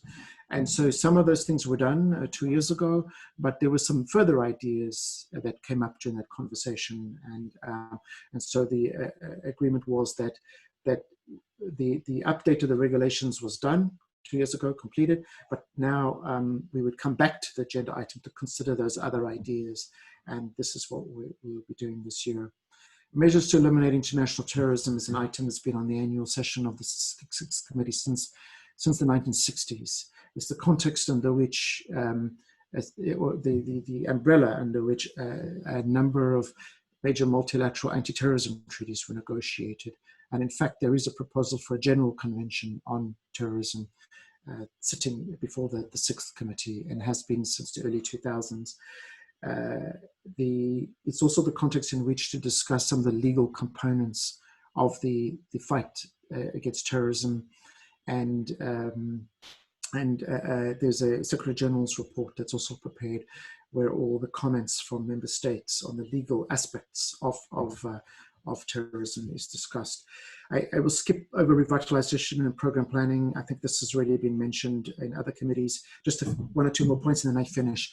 Administration of justice at the United Nations is an agenda item that's allocated to both the 5th and the 6th committees jointly. The 6th committee to discuss the legal aspects. No resolution is usually negotiated here. Instead, a series of legal questions are sent to the 6th committee. The 6th committee discusses those in informal consultations and produces a letter that would be signed by the chair of the 6th committee, addressed to the President of the General Assembly, with the request that that be forwarded to the chair of the 5th committee, in which the 6th committee then would provide its answers to the various questions. And this would help provide guidance to the 5th committee on the matter of administration of justice and the particular issues that have been raised this particular year. It is the 5th committee that would then propose and adopt the draft resolution on that particular agenda item. Report of the Committee on Relations with the Host Country. This is a committee of great importance to all of you. It's the committee in which the conversation takes place on all the interactions here in New York with the host country. So it's everything from visas to parking to banking facilities, and there have been some rather difficult conversations in recent times, as there have been restrictions placed on visas for staff coming, and also restrictions coming to New York from capitals, delegates coming to New York to attend meetings of the United Nations, as well as restrictions on living arrangements for representatives of certain missions. And so the conversation taking place in the host country committee produces a report that's transmitted to the 6th committee. That report will be discussed and a resolution will be adopted on that basis. Finally, the observer status requests. As you see, there's quite a few there. The idea here is that in the early 2000s, or may have been actually the late 1990s, I'm trying to remember now, the General Assembly adopted a resolution in which it decided that any requests for observer status of international organizations now, requests by international organizations for observer status in the General Assembly. All such requests should automatically be referred to the 6th committee for consideration. And there are 2 criteria. One, whether the organization in question, the purposes and principles of the organization confirm or conform with that of the United Nations. And then the second question, whether the entity that's requesting observer status is itself an international organization under the understanding of the United Nations, that it is an entity that has international legal personality. And so there are some requests made in previous years where there was no agreement in the 6th committee, and those requests have been deferred forward. You see some of the initial, the ones all the way up to item 180, up to 179 there, the observer status for the Bao Forum for Asia. And there was no agreement either, in some cases because there's political disagreement whether it's a good or bad idea or not to grant observer status to that particular organization. In other cases, there are doubts expressed by some delegations as to whether the entity in question actually is an international organization and has that status. And then you see there's some new ones. There are 5 new requests this year. So those will all be considered by the 6th committee. I appreciate I've gone a bit long here, so I'm going to stop here and of course take any questions that may have. I stopped my screen. Thank you very much, Marco. Back to you. No, thank you to both of you, and in particular Ambassador Milenko. I have a question. How does 6th committee deal with a time-sensitive incident? How about during COVID-19? I don't know if you get sense of the questions, Arnold? Sure, I certainly can try. I do not know. We're going to see. That's going to be the real challenge, of course. And we are working very hard in the background to develop the procedures that may require new procedures to do precisely this. For us, time sensitive is really, would be in the sense of whether we'll meet the deadline for the submission of draft resolutions. That's the context in which something might be time sensitive for us. And so for us, that means working backwards and encouraging coordinators to start the work early, perhaps a bit earlier than they might. So I already have my team working on developing 0 drafts, already working on reaching out to coordinators to sensitize them to the issues, to get them ready a bit earlier, precisely with the concern that we may not have a lot of time to have extensive negotiations. And then it will be working with the colleagues in the translation services and the colleagues in the budget office that do the PBI approvals of draft resolutions to see what flexibility and what I found, I experienced in the past is to stay in constant communication with them. So what I'm doing here is I'm revealing a little bit of what we do in the background as a secretariat, but I'm doing this on purpose so people see how we work in the background, that we work collaboratively with our colleagues and we stay in touch with them. And so if we know, we had a sense that there's going to be a resolution that's going to be problematic, maybe running a bit late, we will tell them, and we will, so that they know that they may have a shorter time turnaround in order to get, and we have a very good relationship with those colleagues. I have great respect for them, and so we're usually able to find a solution. So I'm confident that we'll be able to meet all the deadlines. Thank you, Arno. One of the latest questions is related to the working relations between the International Law Commission and the 6th Committee. And attached to that is a very precise question: is there a program of work already published? I don't know, you can comment on that? So yes, I'm happy to. If Investor Scott doesn't mind me jumping in on the latter one. He has already mentioned that the work is underway on that program. So I'm going to take them in reverse order. We're hoping maybe next week there will be a program. Certainly delegates would appreciate or asking us the same question. And I know Laila, she's a Sixth Committee delegate. I think everybody wants to know, there's a lot of work going on right now. We're in a similar situation as in the other committees. They will mention the same difficulties, but there is a sense that yes, a program needs to be developed and will be developed soon. Of course, as soon as one is proposed, everybody will know about it, and there will be an opportunity to sort of explain it as well, what was being planned. On the working relationship between the ALC and the Sixth Committee, yes, this is a very important matter, conversation, and it comes up every single year about that relationship and how does that work, and there are many dimensions to this. So there is I would say a symbiotic relationship really between the Sixth Committee and the ILC, and it starts from the fact that ILC members are elected by member states, and really it's the Sixth Committee delegates who are doing the electing, all the way through to the member states propose topics for the ILC.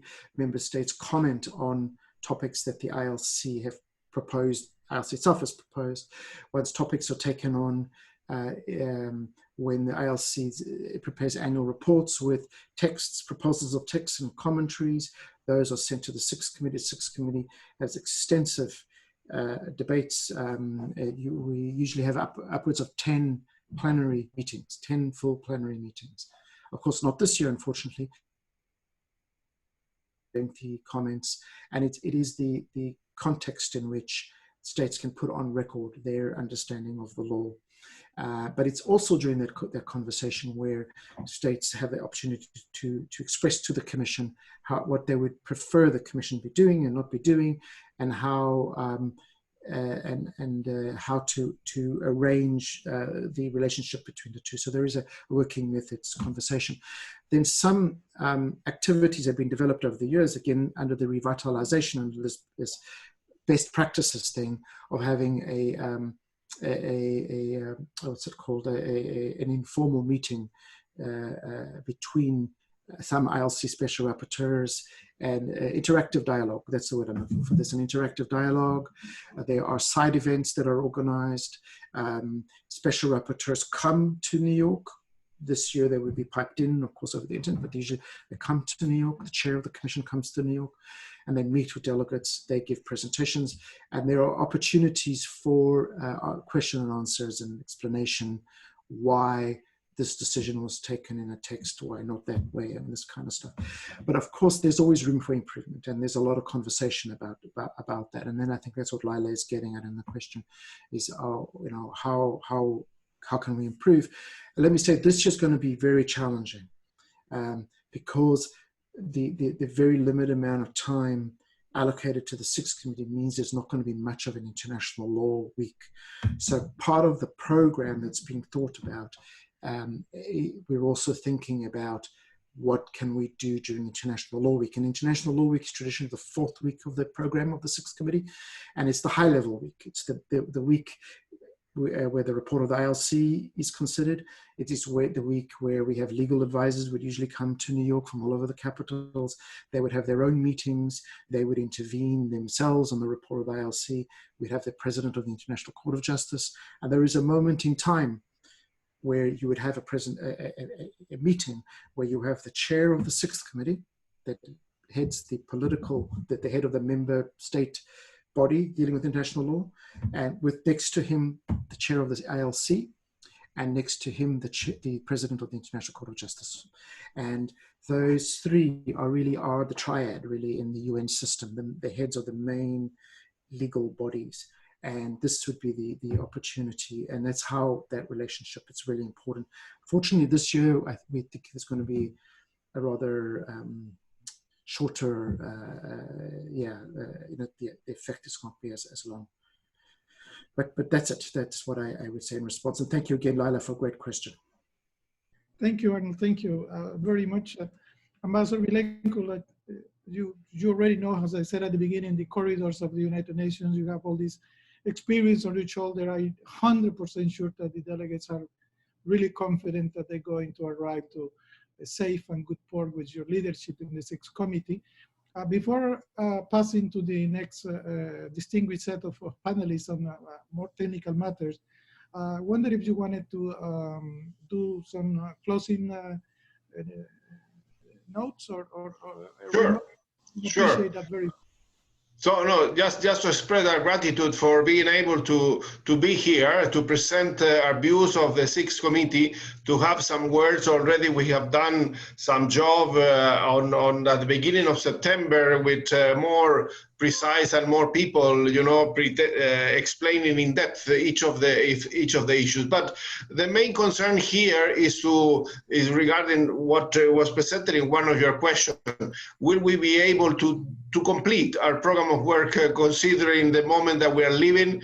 That's something that we need to see. We are working on with that aim. Are we going to get it? We don't know yet, of course, but it seems difficult. It seems difficult because we are much limited for many things, but that doesn't mean that we shouldn't try. So we're there. We were committed to that, and that's why Arnold said that probably next week, by the end of next week, we will present in all delegates a program of work that we think is feasible, that is acceptable to everyone, considering the different views that they have been expressed to us and to other committees regarding the modalities of our work. With that, thank you very much. You still have some more panel to go through, and it's Friday, and it's a nice Friday, and the US Open is having a great semifinal at the moment, so we'll see what happened there. Thank you for the good notes, for a very spirited one. Happy weekend to you, Ambassador, to you, Arnold. And thank you once again for being with us. Muchas gracias, Embajador Milenko. Un honor de verlo. Distinguished participants, we will now move to the more technical part of our training or sessions or briefing. It has to do with document research and has to do with interpretation. These are normally one of the parts in which every delegate has to know how to work in the United Nations in a face-to-face format. I am 100% sure that we will have more news about how the interpretation is going to work. You heard all the committees, the chairs and the secretaries, and all of them were mentioned how to intend to have those meetings. They were talking about the hybrid sessions, some presence and some virtual. And you heard recently the ambassador of Chile actually mentioned the issue of multilingualism for the documentation, but also for all those meetings, interpretation is a key element to do the work in the United Nations. And I will welcome Elena Peckler, Francisco Garcia Hurtado, and Susan Gohart. They have been with us all these years doing this training, and I don't know how to appreciate or gratitude for the time. I was told once, you never start the meeting apologizing, but I have to apologize because I know that we are starting a little bit late, but you saw how important is that the ambassadors come and speak to the participants is because there is, with this particular situation of COVID-19, the work of the United Nations as a whole and in all the structures, even yourself are not in the offices doing this work. You are at home like I am. So I'll appreciate your patience, and I will leave you with Pelayo, who will moderate. I don't know who will start. We have in the order that appears here, Elena first, and then Francisco, and then Susan. But I don't want it because you normally are kind of a team for us. I will yield to the first person who wanted to tackle the issue. Who will be? Elena, will be you? Okay, please go ahead, and thank you once again for being with us. Pelayo, then you carry on. I yield to you, Elena. Thank you very much. I hope you can hear me. We can, yeah. Good. Thank you. Thank you very much. Thank you for giving us the floor. My name is Lena Peckler.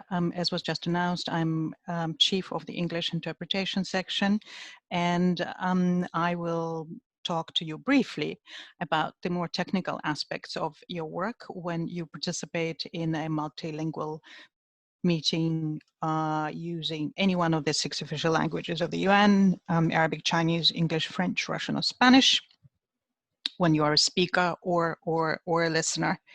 But first of all, let me thank UNITAR for the opportunity to do this, especially this year, which is a very unusual year, and it brings in its wake very sometimes quite unusual interpretation arrangements, which we are very happy to explain to you to make sure that things go as smoothly as is possible. So our presentation, I will be doing a presentation with my colleague from the Spanish booth, Paco Garcia Hurtado. We'll do this in 2 parts. It's short. Both of them are very short.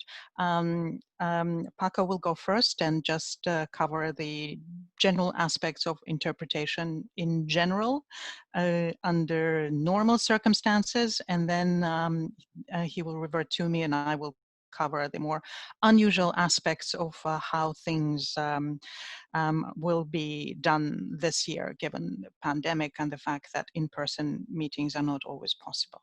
So with that, I'll turn over to Paco for the first part of the presentation.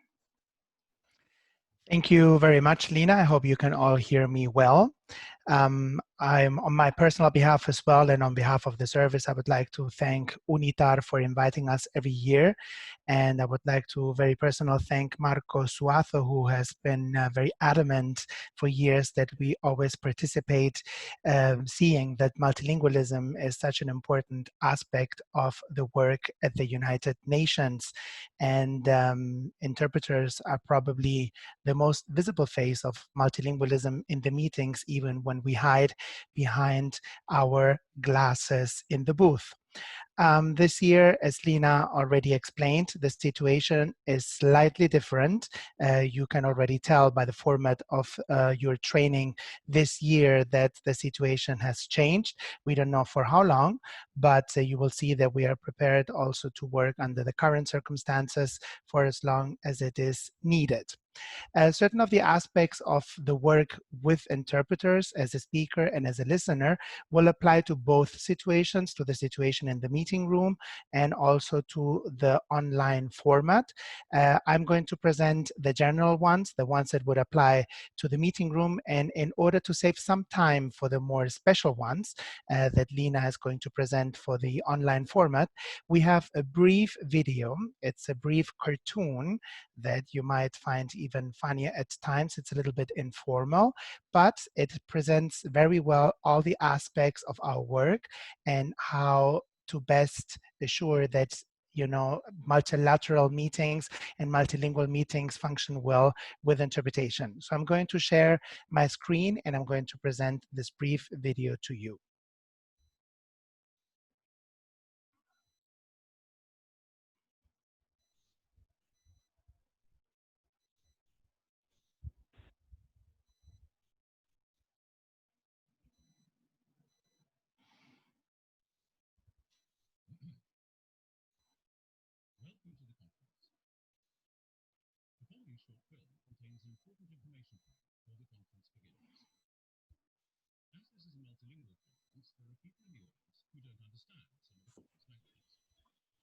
Sorry to interrupt, Paco, but we are not listening to the video sound. Okay, I'm sorry. Let me try again. I had tried this obviously before. It is tricky with Zoom, we completely understand. Ah, yeah, now I see what it was. Sorry. This should work now. Thank you. Let me find it again.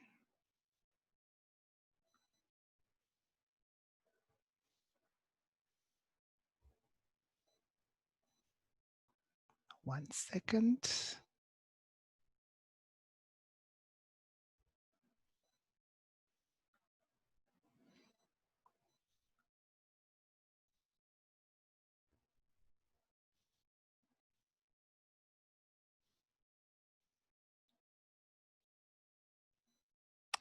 Unfortunately, the quick player has crashed, I think.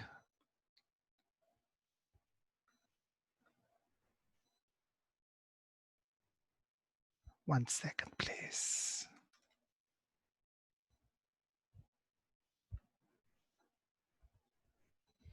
Voila.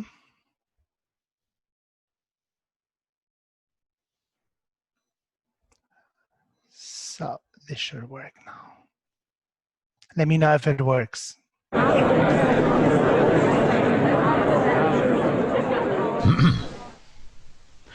Welcome to the conference. The following short film contains important information for you before the conference begins. As this is a multilingual conference, there are people in the audience who don't understand some of the conference languages. When you speak, your message will be translated into other languages by interpreters. They're saying what you say for those in the audience who find it easier to follow in another language. To make it possible for the interpreters to communicate your ideas to the audience well, please remember this. Talking to a large audience can make you nervous, and when we get nervous we tend to speak quickly. It's much easier for people to understand you if you pause occasionally and take your time. Although it's called simultaneous interpreting, interpreters need a split second of intense concentration to translate your message into other languages. And remember, some of the people listening to you without interpreters will not be fluent in your language. The faster you talk, the more difficult it will be for them to understand you. When you speak, use a microphone. Speak clearly and directly into it, not across it or away from it. Simultaneous interpreters listen and speak at the same time, so they need to hear you clearly. They can only do this if you speak directly into the microphone. Please don't tap the microphone to see if it's working. This damages the equipment and the interpreter's hearing.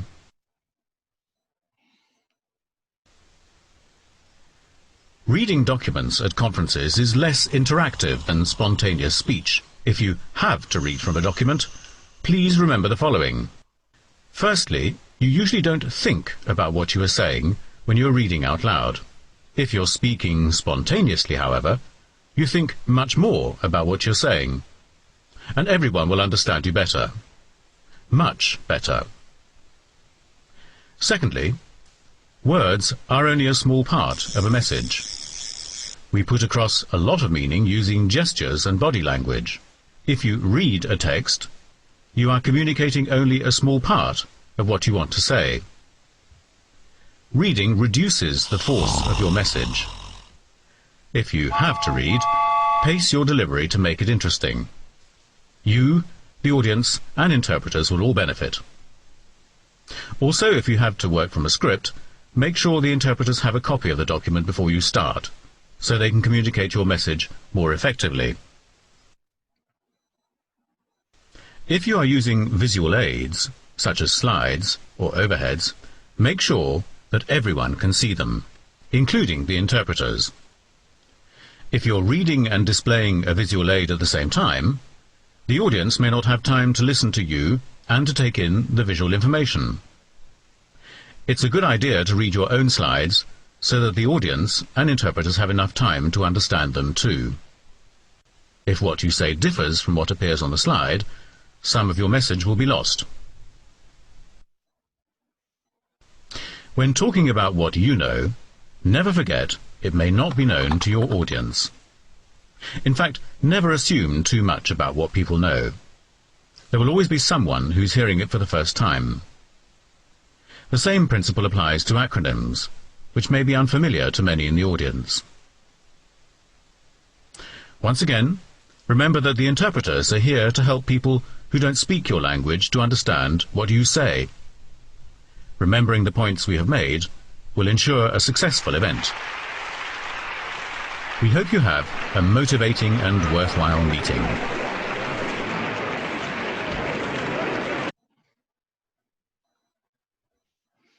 So this was the brief video with some brief suggestions that we would like to present to you.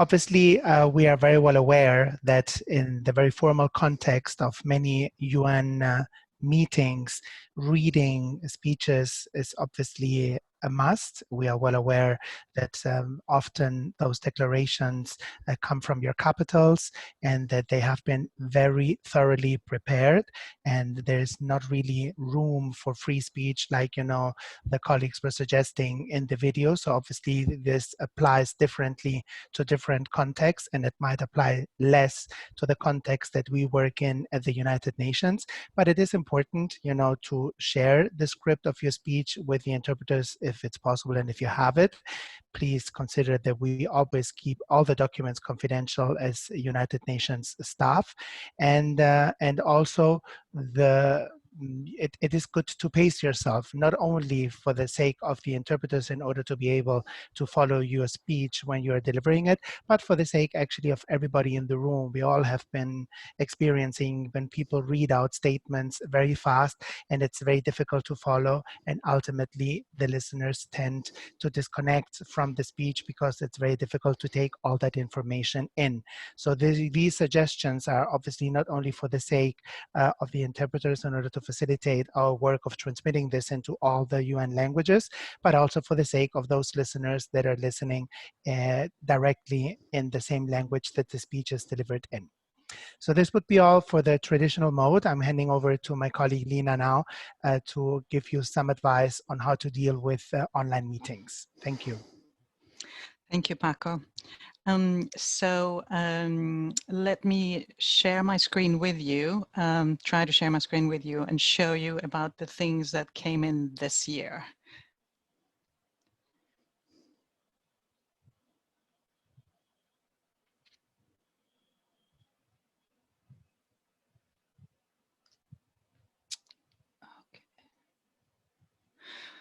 Okay, being interpreted in a pandemic, what we call remote interpreting, or what is known to you as virtual meetings, it's essentially the same animal.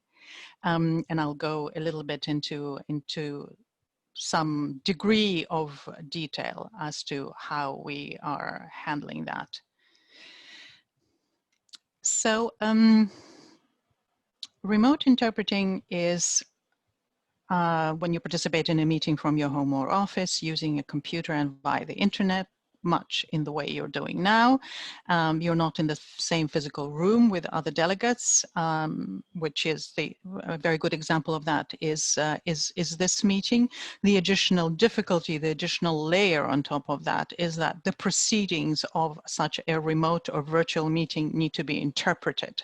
So that adds a technical difficulty to that. So, and this becomes challenging because the sound and the picture quality when you are working remotely is lower than the sound and the picture quality we normally get in a regular meeting. Because in a regular meeting, you are in a United Nations, in a regular in-person on-site meeting, you are for our purposes at the United Nations settings with all of the technical details taken care of by the technicians, and the sound is a certain quality, very high quality for the purposes of interpretation. And we can also see you usually because we are in the same room with you and we are looking at you from our interpretation booths. Not the case in a remote interpretation setting. So that's difficulty number one. The additional difficulty is that the sound and picture quality that we as interpreters get when we're doing a remote meeting is that it is uneven. And I've already seen that in this meeting, and you possibly have seen as well, when you had to adjust the volume depending on the speaker. That's what I mean by uneven, but not only that, because everyone is participating in the meeting from their own respective location, their internet arrangement is different. It can be more stable, less stable, it can be faster, it can be slower, etc. And all of this impacts the quality of sound and picture we as interpreters get. And it varies. And that is an additional layer of difficulty that we have to contend with when we work that. So as I mentioned earlier, this arrangement when we're doing a meeting remotely and interpreting a remote meeting is technically a sophisticated thing to organize, and things can and do sometimes go wrong. They certainly do go wrong more frequently than they do when we're doing an in-person on-site meeting. Now, we on our side, as interpreters, did quite a bit, have been doing quite a bit since mid-March in order to mitigate all these difficulties. And I'll just list some of the things that we have been doing. We have all been trained on remote interpretation platforms. And remote interpretation platforms are different from the Zoom platform that we're using right now. They are more specifically designed for interpretation to accommodate that additional layer of difficulty in a remote meeting. So these are commercial platforms out there, existing out there, and we have been training ourselves on how to use them since April. So we're familiar with the technical aspect of that platform, the technical aspect that's turned to us. We also all use the same standard quality equipment, and I am demonstrating some of that standard quality equipment right now. I'm wearing a headset which is connected to my computer via USB and has a built-in microphone. My colleague Paco is doing the exact same thing, and this in order to ensure that you get high quality sound, as close to being crisp and clear as we can get it to the quality of sound we used to get when it was possible to conduct all our meetings in person. We also have all of our connections when we're interpreting. All of our internet connections are via cable. They're not Wi-Fi. They are via an Ethernet cable, and this provides us with a stronger internet connection and a more stable one. We all do this. This is standard practice for all of us when we are interpreting a remote meeting. But in addition to that, there is something that can be done on your side, on the side of delegates, to make sure that the meeting is a successful meeting. So there are three parts to this equation. There's our part, our side, interpreters, and what we do in order to ensure the success of a meeting, and I've just listed them. There is also the platform itself, and we are constantly in communication with the platform, the technical arrangement that we are using for remote meetings, and we're asking them to add this function, that function, to fine-tune this, that, and the other. And they do that. So that's the second part of this equation. The third part of this equation is what you as delegates can do in order to make sure that you make the best possible use of the remote interpretation services that we are providing you with. And this can be broken down into three things. There are certain things that you can, into several things. Things that you can do so that interpreters can hear and see you, and therefore we can interpret you. Without this input, it's not possible for us to do our job. We need to be able to hear and see you, and to hear and see you fairly well in order to be able to do our job. And there's certain things that you can do which will help ensure that the meeting doesn't stop for technical reasons. It does happen, it has happened, where, for example, an internet connection breaks down completely and it is not possible to continue with the remote meeting. There are certain things that can be done on your side as well to mitigate that somewhat, and I'll go through them. So we have, because of that, we have certain recommendations for you. We're doing everything we can on our side. We are working with the platform to make sure that they take our comments on board and tweak their system to suit our needs. But there are also certain recommendations that we would like to convey to you. And they cover 5 areas: your internet connection, the microphone you're using, the surroundings in which you are when you're participating in remote in meeting, the camera, and certain points on delivery. And I will briefly go through them. The internet connection, first of all, our recommendations is that you also connect via Ethernet, via cable to the internet. That gives you a stable a more stable connection than a Wi-Fi hookup, and therefore provides us with a better quality of sound and picture. Another recommendation is that to use a computer rather than a tablet or a smartphone. That will help mitigate some of the difficulties of remote interpretation. Microphone recommendations. Here they are. Use a unidirectional microphone, which is a separate or attached to a headset, like the microphone I'm using now. It is attached to my headset. It also goes into my computer via a USB connection. This is much better on my side, and also we recommend that you use it on your side rather than using a spider microphone, which is in the middle of the table and picks up everyone's sound, not just the speaker sounds. It picks up everyone's sound and thus creates sound interference for us. It is also better to use this kind of a USB connected microphone better than having an ear pod or an earbud or using the built-in microphone in your computer. This is a better technical solution. Having a USB connection, having the kind of microphone that provides for echo cancellation, make sure that the microphone is not too close or too far from you, and you speak directly into the microphone. The last two are the general things about microphone usage that apply everywhere, but also in this situation as well. Your surroundings. Where should you be when you participate in a remote meeting? These are our recommendations. It's best if you are indoors and somewhere quiet. If you're outdoors, we hear everything. We hear the traffic going through a street. We hear the garden insects and animals.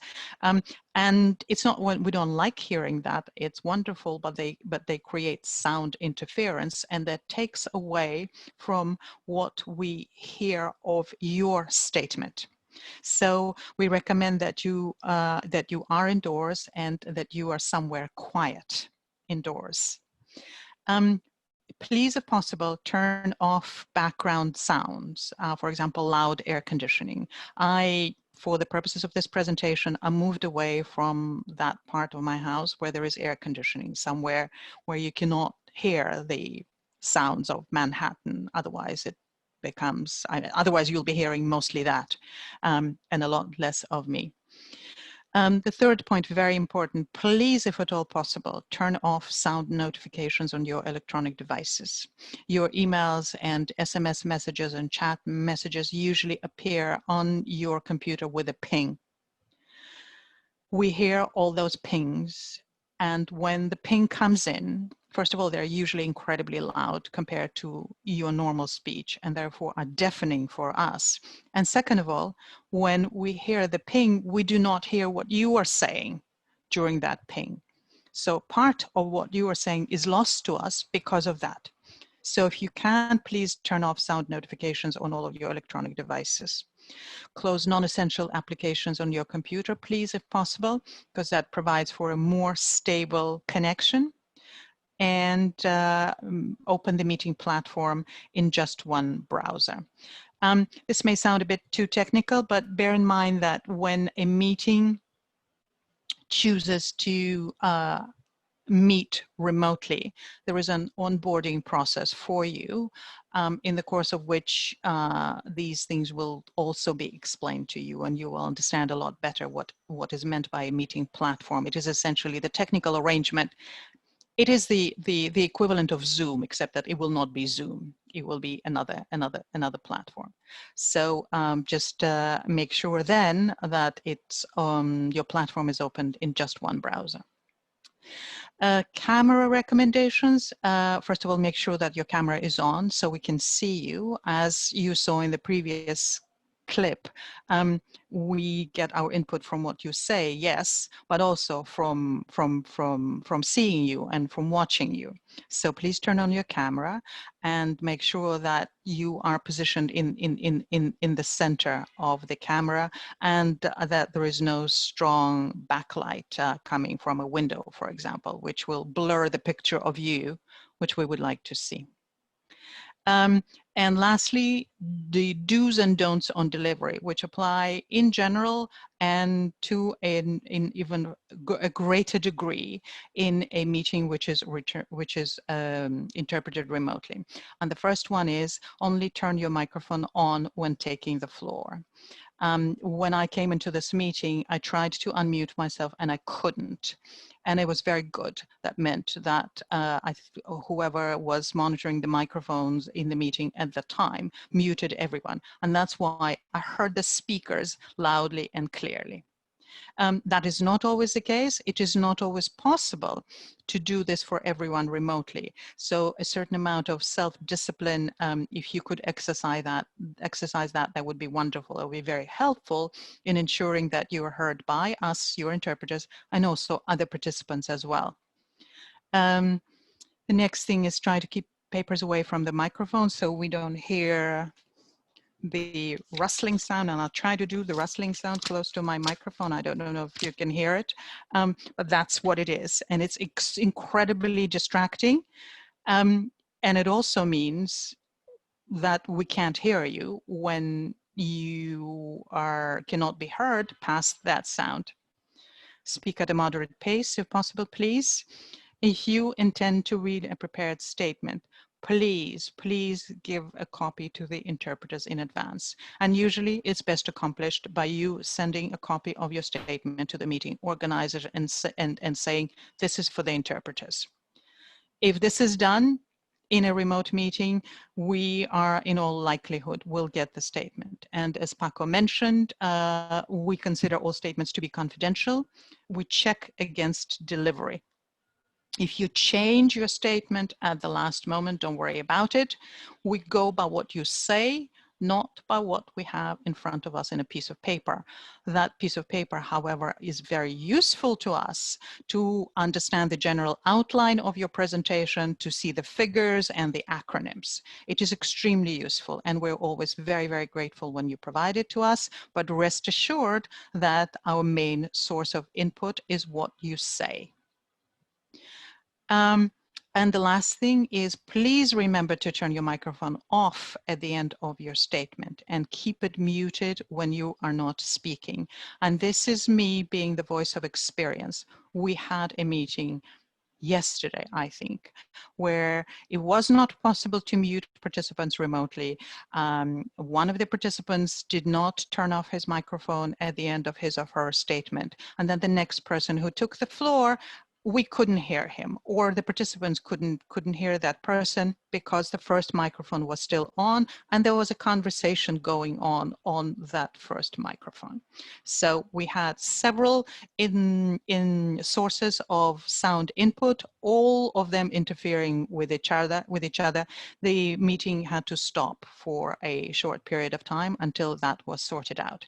But this is something that could be easily avoided if you could please turn your microphone off at the end of your statement and keep it muted when you are not speaking. We would be most grateful, as would other participants in the meeting, I am sure.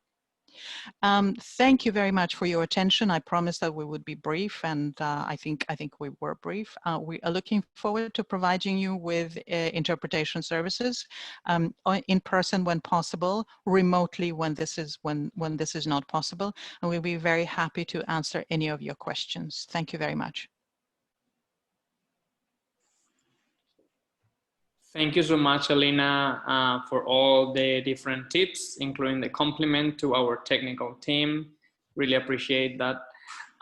We also have with us Susan Ward from the Dag Hammarskjöld, who will be covering how to find the different documents within the United Nations, how to do all the research, and also sharing all the different functionalities that the library has at disposal for the delegates, which are certainly very useful and will come in handy for anybody who is working on the United Nations.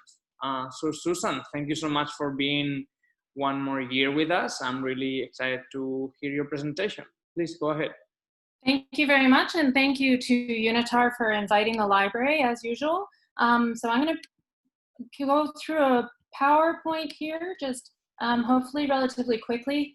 Let's see here, just to get you familiar with UN documents, and then the services that the library provides in terms of research and other work that you may need to support the work that you're doing in the General Assembly.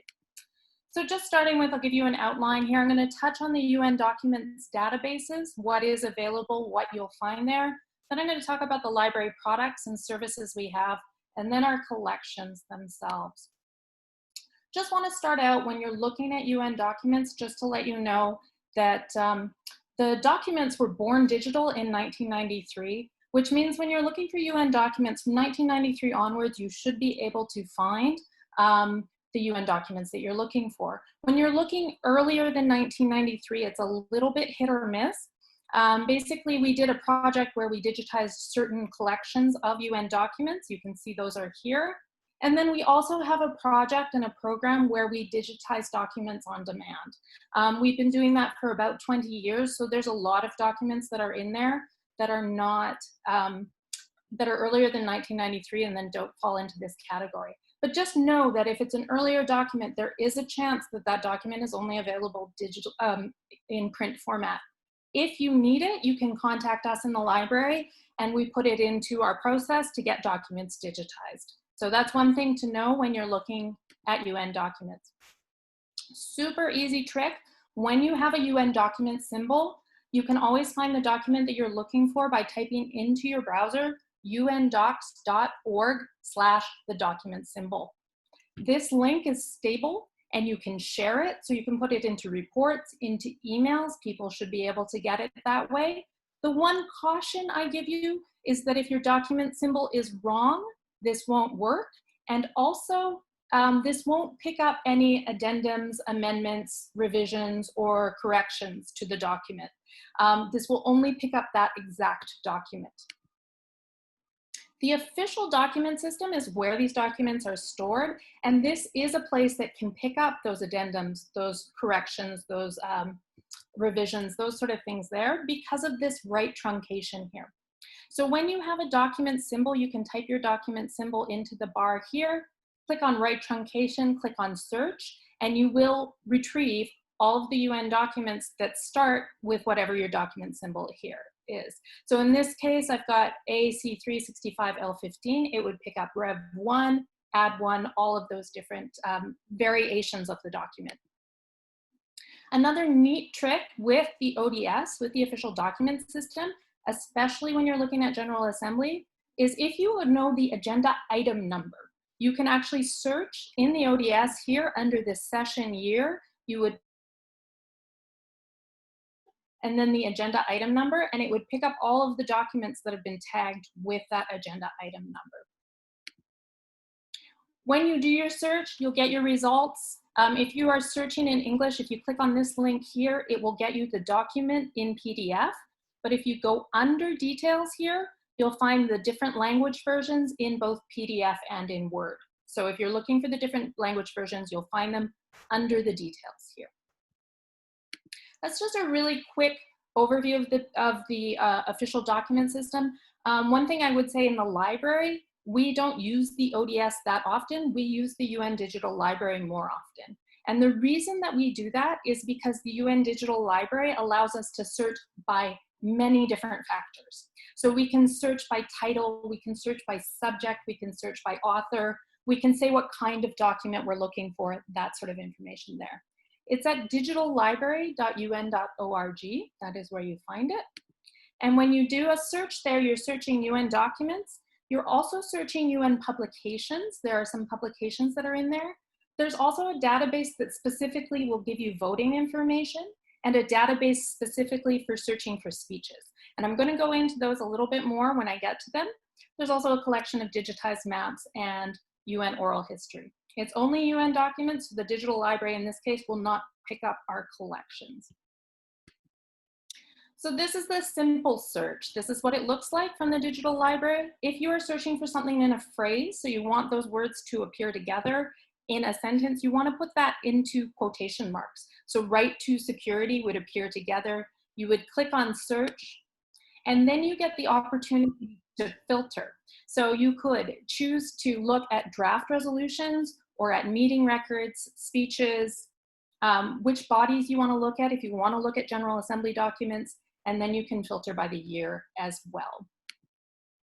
This is what the document is actually, the system is actually searching, is this description of the document. It's not searching the full text of the document, it's searching what the library has indexed this document as.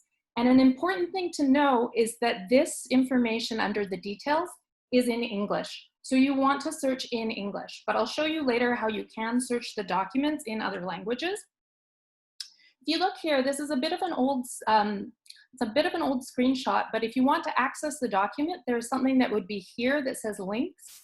There's also this part here that says access, and then you see the documents in the 6 official languages there. You can just click on the PDF there. And actually, if you were to scroll down on this record, you would also find a preview of the document, and you can do a search within the document, the full text of the document there. You can see it also has information about who the author is, what the agenda information is, the document symbol, all of that information is there. There's also an advanced search. So the default is the simple search. In an advanced search, what you are able to do is you're able to search by particular fields. So you can see here in this example, I'm searching for human rights in the title of the search. I am searching for armed conflict as a subject and France as an author. So I could potentially find draft resolutions that France has sponsored related to armed conflict that has human rights in the title. You can see the default in this search is all these words. But if you wanted to search for something in a phrase, you wouldn't use quotation marks. In the advanced search, what you would use is this partial phrase that is from that drop-down menu. And then I would type in right to security here. We don't use this search quite as much. The reason that you would want to do it is if you want a very precise search and you're looking for a particular author or you're looking to combine different things here. I'll tell you as well, in the advanced search, one of the drop-down menus is full text. So you could search for something written by France and then choose full text and then search within that document itself. Talking about full text searching, you actually do need to turn that full text searching on.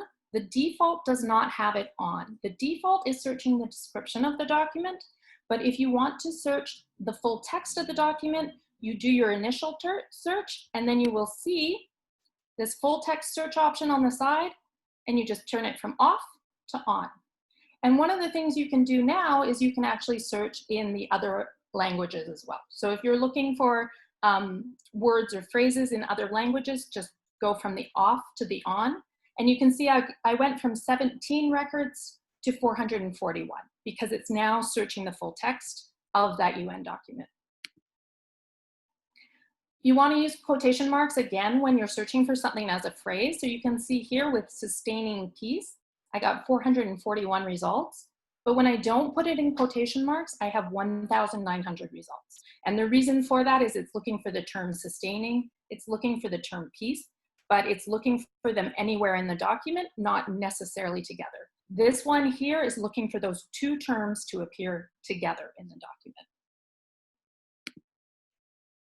I mentioned so that's the full text searching, the advanced searching, and the simple searching for UN documents. There are some specialized collections within the digital library, and one of which is this voting records. So if you want to know how member states voted on adopted resolutions of the General Assembly and the Security Council, this one will give you a quick view of that. You can search by resolution symbol, you can search by a keyword, and you will get a vote summary, how member states voted, and then you will get a vote breakdown that will tell you how each member states voted. To get to the voting records database, you can either do a basic search and then one of the filters on the side will be voting data, or you can go into voting data itself and then run your search using the title of the resolution or the symbol of the resolution, and then you will find out how member states voted there. We have another specialized database that's in the digital library, which is the index to speeches.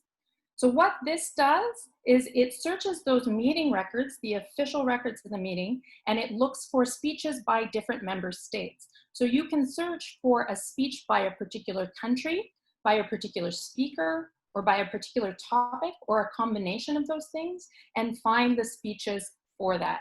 You can see it varies from body, but it will link you to the meeting record so that you can find the text of that speech.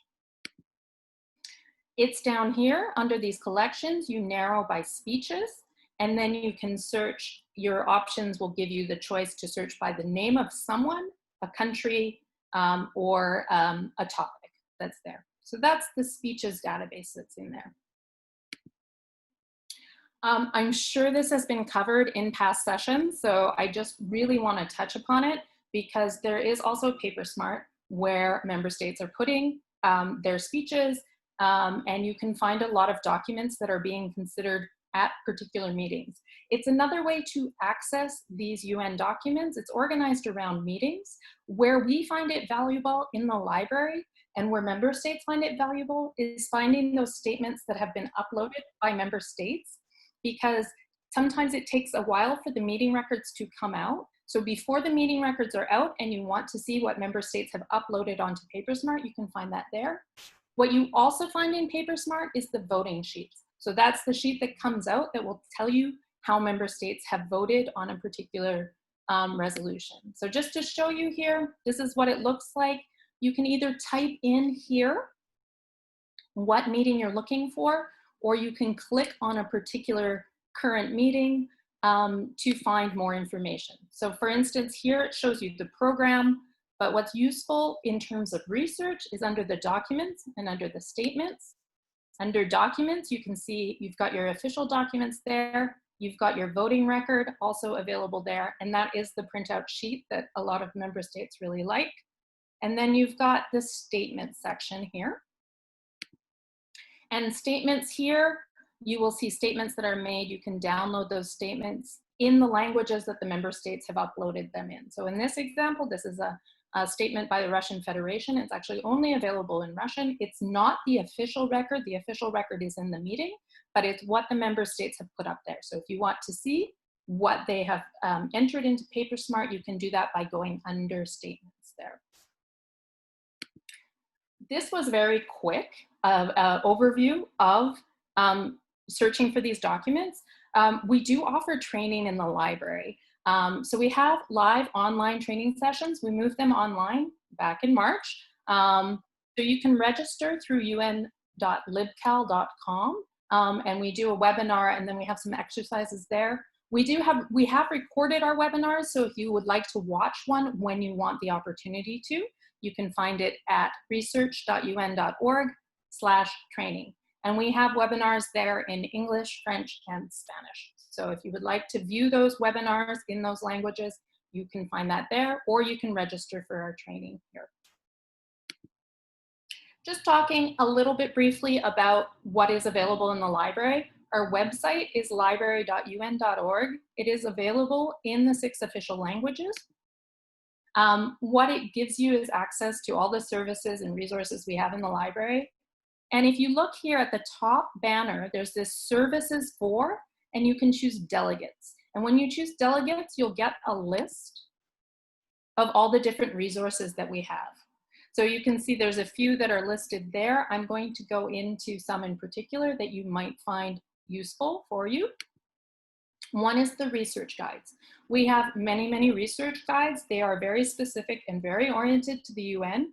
We have research guides based on all of the 6 principal organs of the UN, one on the UN system, things on decolonization that point to the relevant documents, development, et cetera, et cetera.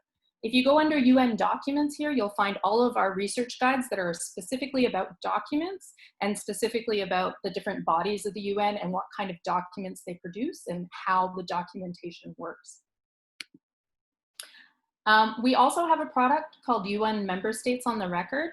This is what it looks like here. You can find this in the list of resources for delegates. You'll see UN Member States on the Record. You would search for a particular member state, click apply, and then you can see the resolutions that got them their membership. And then if they've been a member of the different bodies of the UN, the Security Council, ECOSOC, or the Human Rights Council, this will tell you what years they were members of.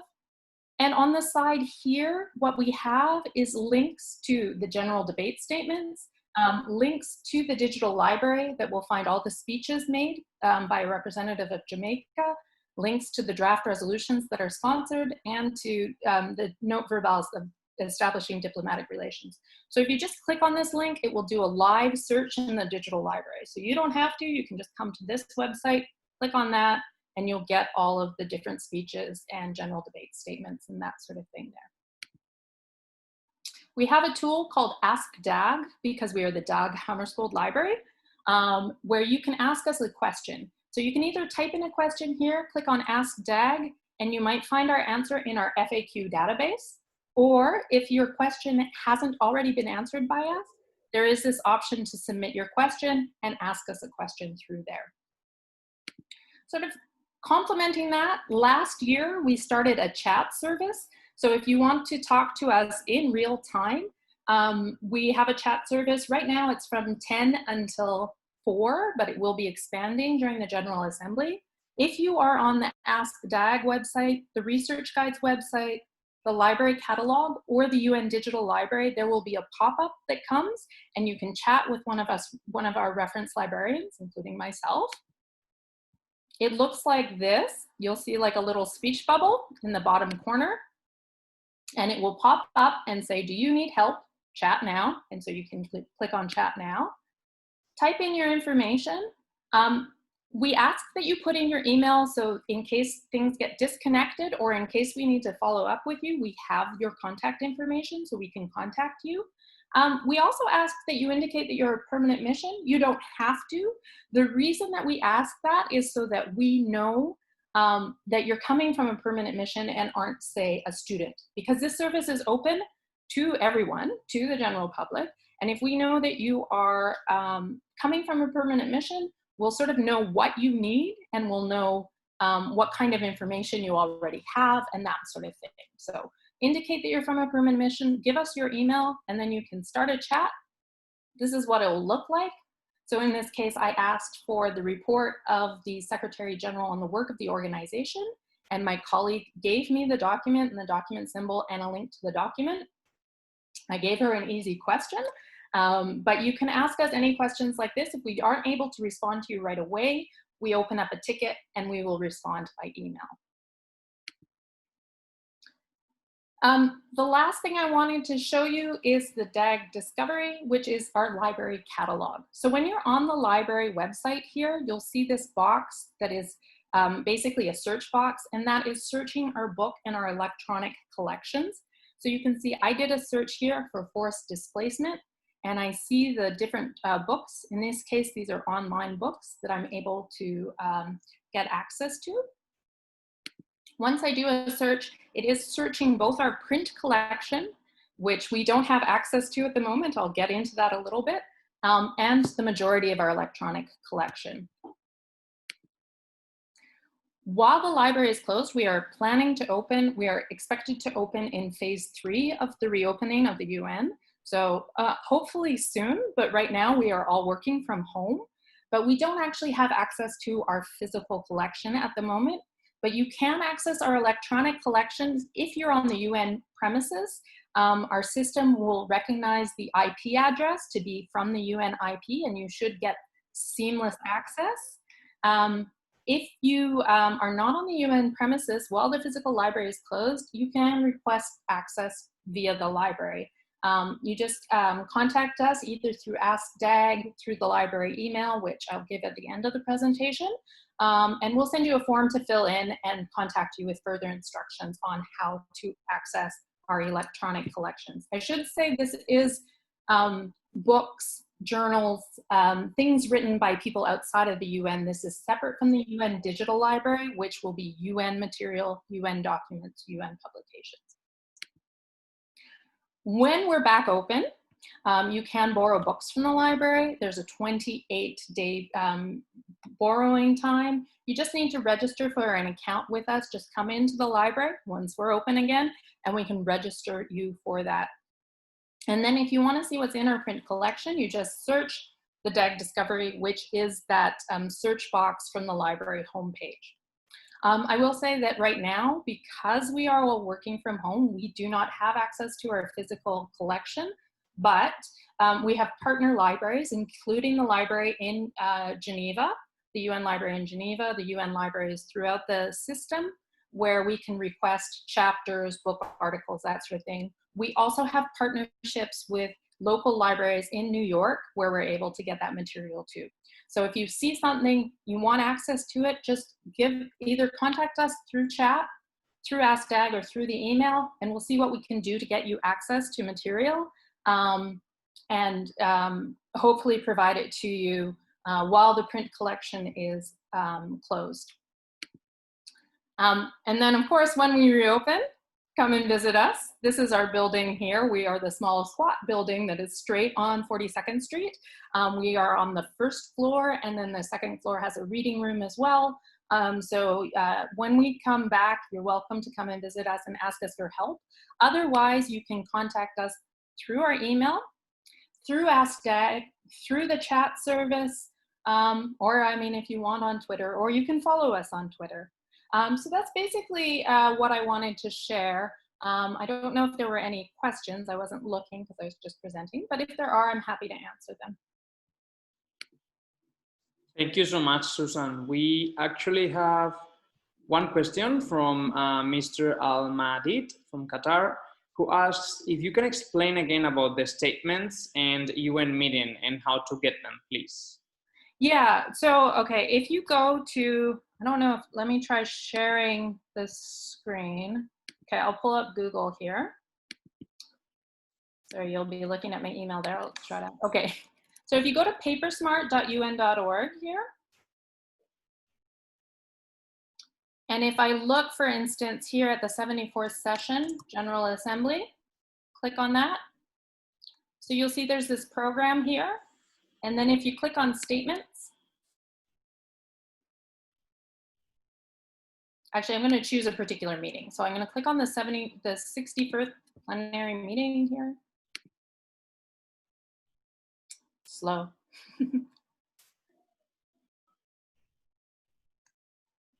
Once I click on that, I want to click here over on statements.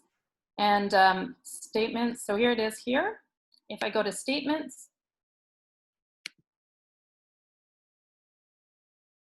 so this will tell you what this meeting is about. It will tell you the relevant documents that are there, links to it, information. Apologies for the slowness. Under the documents, you'll see any voting that might be there. You'll see other information there. Under the statements, eventually, that's where you'll see the statements. So you can see here are the various statements made by, in this case, you can see by India, by Russia, by the European Union. You just go to download, and then you click there, and you'll see that it's not a UN document that you're looking at. This is what India has submitted to PaperSmart as the statements that they have uploaded onto PaperSmart. So it's not the official record. The official record will be the meetings, but you can, before those official records come out, see the statements that have been uploaded by member states. Thank you, Susan. I'm checking in the chat, but I don't think we have another question.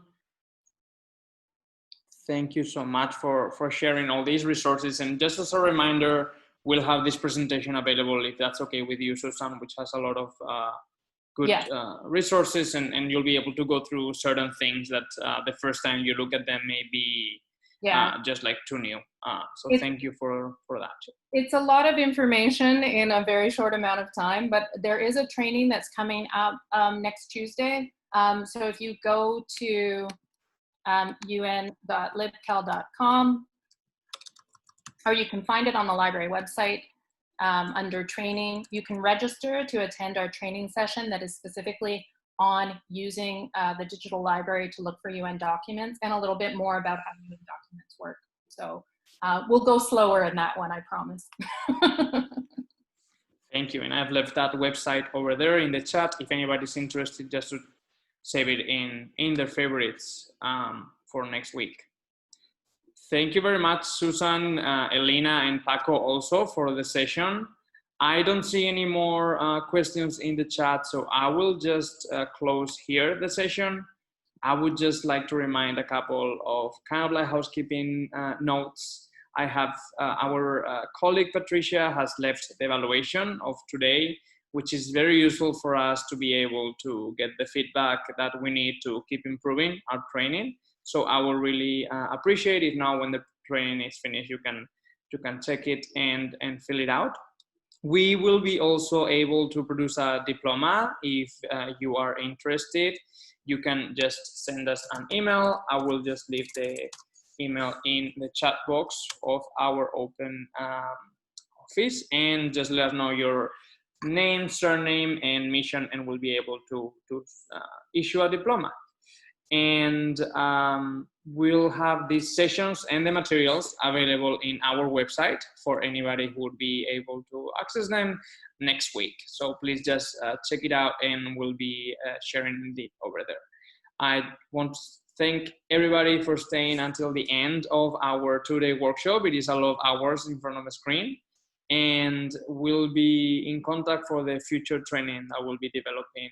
We'll have the QCPR training on the 17th for anybody who may be following the 2nd or 3rd committee, and we will really encourage all of you to inscribe and attend the training.